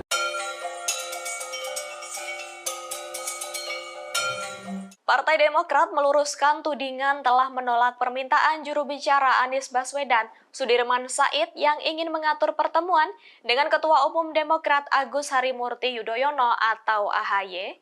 Adapun isu itu buntut dari deklarasi duet antara Anies Baswedan dan Ketua Umum PKB Muhaimin Iskandar alias Caimin di Pilpres 2024.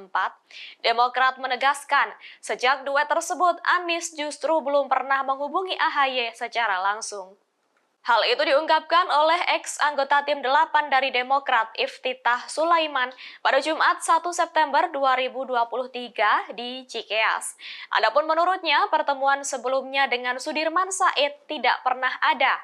Pasalnya, pertemuan itu merupakan forum pemberitahuan dan Partai Demokrat hanya diberikan opsi menerima atau menolak soal duet Anies Caimin, sehingga Iftitah memberikan saran kepada Sudirman Said meminta Anies untuk langsung menghubungi AHY.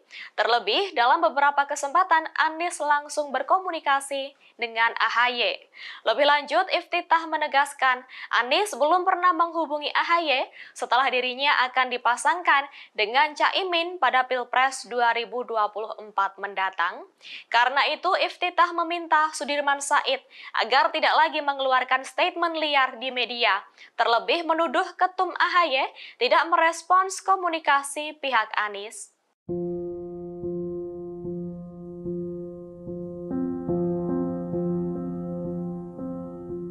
Deputi Balitbang DPP Partai Demokrat Syahrial Nasution mengatakan AHY sakit hati karena dibohongi Anies Baswedan lantaran Anies tiba-tiba memilih Ketua Umum PKB Muhaimin Iskandar sebagai cawapres. Anies Baswedan dicap berkhianat karena AHY sudah dilamar 7 kali menjadi cawapresnya. Hal ini diungkapkan oleh Syahrial Nasution usai bertemu secara santai dengan AHY di Cikeas, Jawa Barat pada malam Jumat 1 September.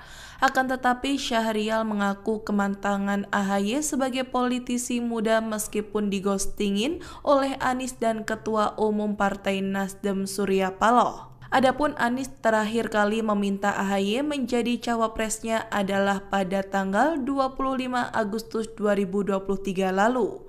Surat permohonan Anies kepada AHY itu dibocorkan oleh Partai Demokrat usai duet Anies dengan Caimin terbongkar. Insiden tersebut membuat AHY gagal berpasangan dengan Anies Baswedan dalam Pilpres 2024. Hengkangnya Partai Demokrat dari Koalisi Perubahan pendukung baca pres Anies Baswedan turut ditanggapi oleh Partai Gerindra. Ditemui selesai konsolidasi Partai Bulan Bintang atau PBB di Surabaya Minggu 3 September, Sekjen Gerindra Ahmad Muzani mengatakan pihaknya mulai intens berkomunikasi dengan Demokrat. Komunikasi tersebut akan diintensifkan dalam beberapa hari ke depan. Muzani berujar, Gerindra membuka pintu selebar-lebarnya terhadap siapapun yang akan bergabung dengan Koalisi Indonesia Maju atau KIM dan mendukung Prabowo sebagai capres. Lebih lanjut, Muzani berharap agar KIM segera mendapat tambahan kekuatan. Bahkan Muzani berujar tak menutup kemungkinan Gerindra akan bertemu dan berkomunikasi dengan Ketua Majelis Pertimbangan Partai Demokrat Susilo Bambang Yudhoyono atau SBY. Adapun Demokrat akan segera menggelar konsolidasi internal untuk membahas arah dukungan Pilpres 2024. Koordinator juru bicara DPP Partai Demokrat Herzaki Mahendra Putra dalam keterangannya pada Minggu 3 September mengatakan pertemuan akan diikuti oleh para pimpinan pusat hingga daerah. Menurut Herzaki, kegiatan konsolidasi internal ini akan diawali dengan pertemuan para pengurus Demokrat tingkat pusat pada Senin 4 September esok. Kemudian setelah pertemuan tingkat pusat, Demokrat berencana menggelar conference call dengan pimpinan wilayah dan daerah seluruh Indonesia. Hasil rapat tersebut akan menentukan arah dukungan Demokrat dalam pemilu 2024. Mudah-mudahan ada koalisi baru yang akan masuk. Pak, menawarkan Demokrat nggak Pak Muzani? Menawarkan Demokrat masuk? Demokrat apa? Ya, Demokrat komunikasinya akan diintensifkan dalam hari-hari ke depan. Hari-hari ini. Apakah sudah ada pembicaraan? Ya, sudah. Sudah ada pembicaraan. Artinya membuka pintu Pak ya? Pak, membuka pintu Pak ya? Membuka Demokrat. Kita membuka pintu kepada setiap orang, setiap kelompok, setiap organisasi, apalagi partai politik yang akan memberi dukungan kepada Pak Prabowo. Bagi kami, dukungan dari siapapun, apakah itu ormas, tokoh, kiai, pondok, apalagi partai politik, sesuatu yang berarti. Ada rencana Pak untuk menemui Pak SBY Pak? Dari Pak Prabowo sendiri untuk menemui Pak SBY untuk mengajak ke koalisi. Kita pokoknya sudah mulai intensif komunikasi. Ya, sebetulnya kalau jujur ya, saya pun tidak menyangka atas terjadinya kejadian itu 3 hari yang lalu itu. Setelah setahun lamanya kurang lebih, koalisi ini bersama-sama berikhtiar, berjuang untuk bisa menjadi kenyataan dan bisa mengusung capres dan cawapres yang kita harapkan, yang juga diinginkan oleh rakyat. Tiba-tiba terjadilah peristiwa 3 hari yang lalu itu. Kalau saya harus berterus terang, sebetulnya saya tidak naif ya. Saya juga mengerti politik. Saya pernah menjadi capres 2 kali. Saya pernah bersama-sama membangun koalisi dengan mitra. Saya masih menjahit pertanyaan yang sebelumnya Pak. Tadi ditanyakan untuk ketidakhadiran PKS ke Surabaya itu bukan perkara besar, tetapi alasan spesifiknya, adakah alasan kenapa PKS tidak hadir di sana Pak? Ya, kami sesungguhnya berharap ya, ada prosedur yang bisa lebih bagus daripada situasi hari ini. Sesungguhnya koalisi 3 partai itu tidak akan mengalami goncangan apa-apa ketika masuknya PKB dengan cara yang smooth. Bisa kita lakukan itu, tapi takdir yang terjadi tidak seperti itu. Oleh karena itu kami ya, kalau menyesali apa yang terjadi ya, tapi kita tetap berusaha ke depan, tetap menata koalisi kita ini. Tadi statement Presiden Partai juga, kita berharap teman Demokrat, ya kita hormati sekali, kita pahami betul apa yang menjadi ketidaknyamanan Partai Demokrat, tapi kita terus menghimbau PKS akan terus berdialog dengan Demokrat untuk marilah kita merajut kembali jika masih memungkinkan di dalam koalisi perubahan untuk persatuan ini. Saya kira dalam pertimbangan itu bisa dipahami ya.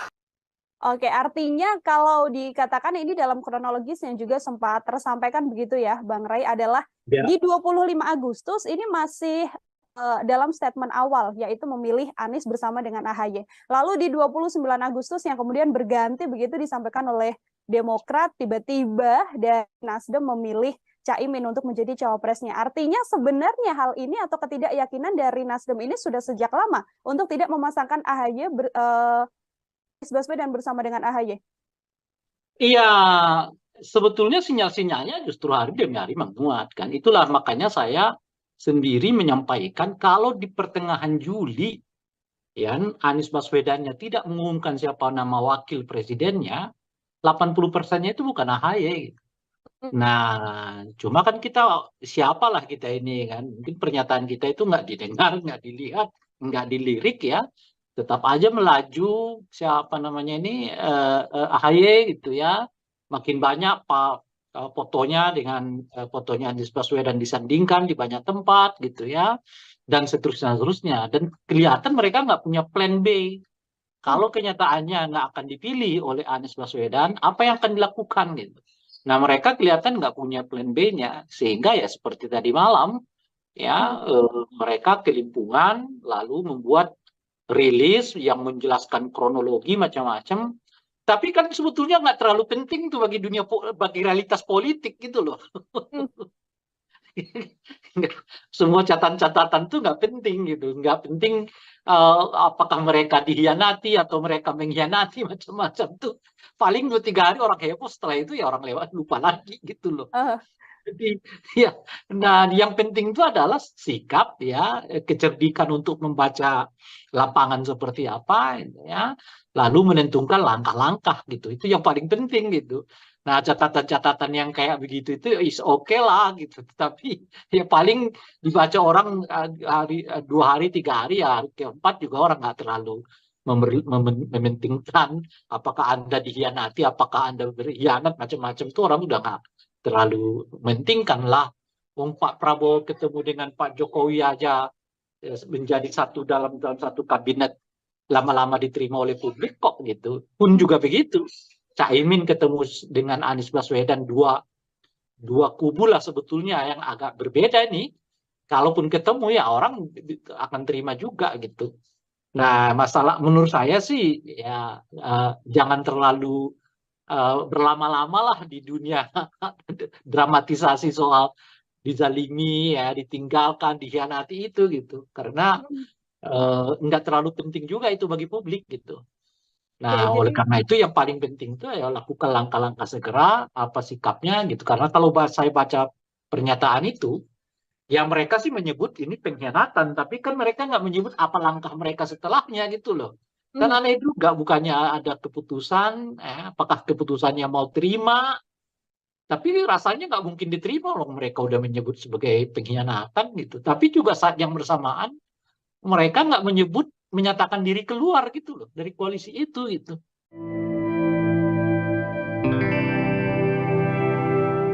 Koordinator juru bicara DPP Partai Demokrat Herzaki Mahendra Putra meminta agar koalisi pendukung Anies Baswedan di Pilpres 2024 tidak lagi menggunakan nama perubahan, karena yang menggaungkan kata perubahan pertama kali bukan dari Nasdem, melainkan dari Ketua Umum Demokrat Agus Harimurti Yudhoyono. Hal itu diungkapkan Herzaki dalam tayangan YouTube gaspolkompas.com pada Sabtu 2 September 2023. Di situ ia mengatakan tak selayaknya Nasdem dan koalisi barunya dengan Partai Kebangkitan Bangsa atau PKB menggunakan nama Koalisi Perubahan lagi. Hal itu buntut dari deklarasi Capres-Cawapres Anies Baswedan dan Muhaimin Iskandar alias Caimin, yang kemudian diketahui membuat Demokrat mencabut dukungan untuk Anies Baswedan di Pilpres 2024 sejak Jumat 1 September lalu melalui sidang Majelis Tinggi Partai Demokrat. Lebih lanjut, meski mencabut dukungan tersebut, Herzaki menegaskan Demokrat menolak disebut keluar dari koalisi perubahan. Sehingga yang harus membuat nama koalisi baru adalah Nasdem dan PKB pengusung Anies Caimin. Herzaki juga menilai masyarakat sudah pintar memberikan penilaian terkait dengan arti perubahan yang diusung oleh Demokrat. Sebagai informasi, Anies dan Caimin resmi mendeklarasikan diri sebagai pasangan Capres-Cawapres untuk Pilpres 2024 di Surabaya, Jawa Timur pada Sabtu 2 September.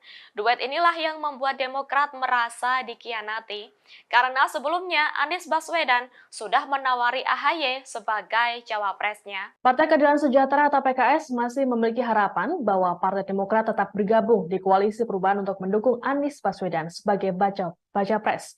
Sekretaris Jenderal PKS Habib Abu Bakar Al-Habsyi yang ditemui selesai apel siaga di lapangan Astaka, Deli Serdang, Sumatera Utara mengatakan bergabungnya PKB dengan koalisi pengusung Anies merupakan kekuatan baru. Untuk itu Abu berharap agar Demokrat bisa kembali ke Koalisi Perubahan. Meski begitu, saat ini Majelis Syura PKS masih membahas lebih lanjut selesai bergabungnya PKB. Abu menyatakan partainya berkomitmen untuk mendukung Anies menjadi capres. Sementara itu, Anies yang turut hadir dalam acara yang sama menyatakan dirinya menghormati keputusan Partai Demokrat yang mencabut dukungan terhadapnya. Sebelumnya, Anies dalam pidato di hadapan para kader dan simpatisan PKS meminta untuk menghormati pihak yang tak memilih bersama. Sedangkan untuk pihak yang memilih untuk berjuang bersamanya, Anies mengatakan pihaknya menyambutnya. Ia yakin meski Demokrat hengkang, Koalisi Perubahan akan tetap solid. Mantan Gubernur DKI Jakarta itu menyampaikan tetap ikhtiar di barisan koalisi demi membawa kesejahteraan bagi masyarakat. PKS melihat kedatangan PKB kemarin adalah sebagai kekuatan baru, ya. Dan saya yakin percaya juga Demokrat semoga hatinya bisa terbuka untuk comeback bersama kita. Pada dasarnya acara kita kemarin itu adalah sebuah peristiwa, ya, gabungnya PKB bersama kita. PKS menjalankan sesuai aturannya, ya, sesuai pasal ADART, sehingga dia harus majelis syuro. Insya Allah dalam 1-2 hari ini PKB akan datang ke PKS. Saya yakin dan percaya, ya, pertemuan kita bersama calon presiden kita, ya, insya Allah akan memberikan kemenangan dan saya yakin Allah meridhoi kita. Wabil khusus untuk Sumatera Utara, 10 juta warga Sumatera Utara saya yakin dan percaya berapa? 14 juta warga Sumatera Utara yakin dan percaya akan bersama Anies Baswedan. Oke, kasih tanggapan ketua. Ada majelis syuronya. Sesuai ada RT, 1-2 hari ini selesai, maka semuanya akan mudah. Oke, kita jaga etika aturan main-main. Mainnya politik bukan main-main, sorry. Mainnya perundang-undangan di semua partai masing-masing. Selebihnya insya Allah lancar. Oke? Terima kasih, Bung Iftitah. Semua tahu bahwa dari Partai Demokrat menugaskan 2 orang untuk menjadi bagian dari tim 8, yaitu Sekretaris Jenderal sendiri, Teguh Rifki Harsha, dan kemudian Bung Iftitah Sulaiman. Mereka bekerja siang dan malam, hampir setahun, maraton, tentu di bawah supervisi Ketua Umum selaku Wakil Ketua Majelis Tinggi Partai, dan puluhan kali bertemu dan bersama-sama dengan Capres Anies Baswedan. Dan kalau saya ikuti, kerja ini tidak mudah. Banyak sekali hambatan dan tantangan, tetapi belakangan kelihatan progres yang memberikan harapan sebelum kandas dan terhempas 3 hari yang lalu. Para anggota Majelis Tinggi, para kader Demokrat, dimanapun saudara berada, saya sangat mengerti perasaan, emosi para kader. Saya minta, mari kita tenangkan hati kita, pikiran kita. Ini bukan kiamat. Ini bukan akhir dari perjuangan kita. Bukan. Ini harus kita maknai sebagai ujian. dan cobaan yang harus kita hadapi dan kemudian kita atasi. Ingat, sesudah kesulitan atau di balik kesulitan ada kemudahan. Fa inna ma'al yusri yusra. Betul, fa inna ma'al yusri yusra. Kita kalau melakukan kilas balik sering menghadapi goncangan dan krisis. Alhamdulillah, kita selalu bisa mengatasinya. Saya yakin ini rencana Tuhan. Dan rencana Tuhan selalu lebih indah dari rencana manusia. Insya Allah kita akan mendapatkan yang lebih baik di masa depan. Di sisi lain, meskipun kita dibeginikan oleh Capres Anies dan mitra koalisi kita, tapi sesungguhnya kita harus bersyukur. Bersyukur kepada Allah Subhanahu wa Ta'ala, bersyukur kepada Tuhan yang Maha Kuasa. Mengapa? Ini alasan saya. Pertama, ya memang kita ditelikung dan ditinggalkan. Seperti ini. Sekarang. Bayangkan kalau ditelikungnya kita ini, ditinggalkannya kita ini, 1-2 hari sebelum batas pendaftaran ke KPU. Bayangkan seperti apa. Kita masih ditolong oleh Allah. Kita diselamatkan oleh sejarah. Ini syukur yang pertama. Syukur yang kedua, saya renungkan baik-baik tadi malam dalam kontemplasi saya. Justru kita diselamatkan oleh Tuhan. Oleh Allah. Apa yang saya maksudkan? Kita tidak diizinkan oleh Allah untuk mendukung seseorang dan untuk bermitra dengan orang yang lain yang kalau kita teladani akhlak pemimpin besar bagi yang beragama Islam, akhlak Rasulullah, ya.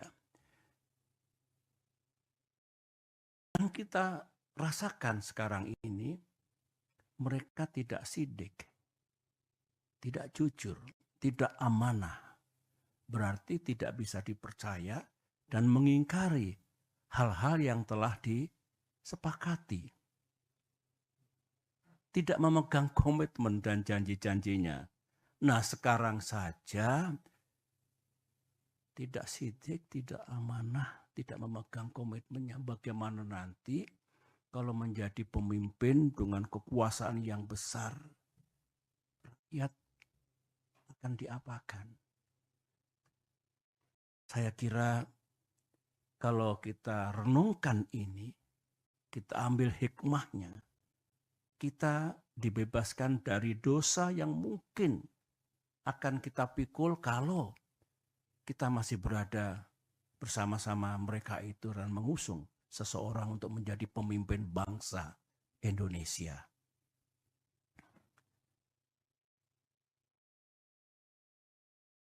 Selain itu, kita ternyata juga tidak diizinkan untuk berkoalisi dengan seseorang yang sejak awal sudah melanggar dan mengingkari kesepakatan. Tertulis dalam kesepakatan koalisi, menjunjung tinggi prinsip kesetaraan, equality, dan kesetaraan. Ulangi, kesetaraan, equality, dan keadilan. Saya ulangi. Bayangkan kalau di masa depan kita punya mitra koalisi yang tidak tunduk, tidak patuh pada kesepakatan yang kita buat bersama. Para pimpinan Demokrat daerah, para pimpinan Demokrat cabang. Ini masalah yang sangat fundamental. yang sangat strategis. Tidak mungkin, meskipun kita punya kewenangan penuh majelis tinggi, tapi partai kita ini partai yang menjunjung tinggi rules, etika, bukan one man show political party. Ini budaya kita, harus kita jaga baik-baik. Dengan demikian, Ketum sudah merancang kapan nanti mungkin rapat pimpinan apapun namanya, menghadirkan semua. Sebagian besar sudah resah, sebagian besar mau datang ke CGS untuk memberikan empati dan simpati, tapi intinya mereka tentu akan kita ajak bicara.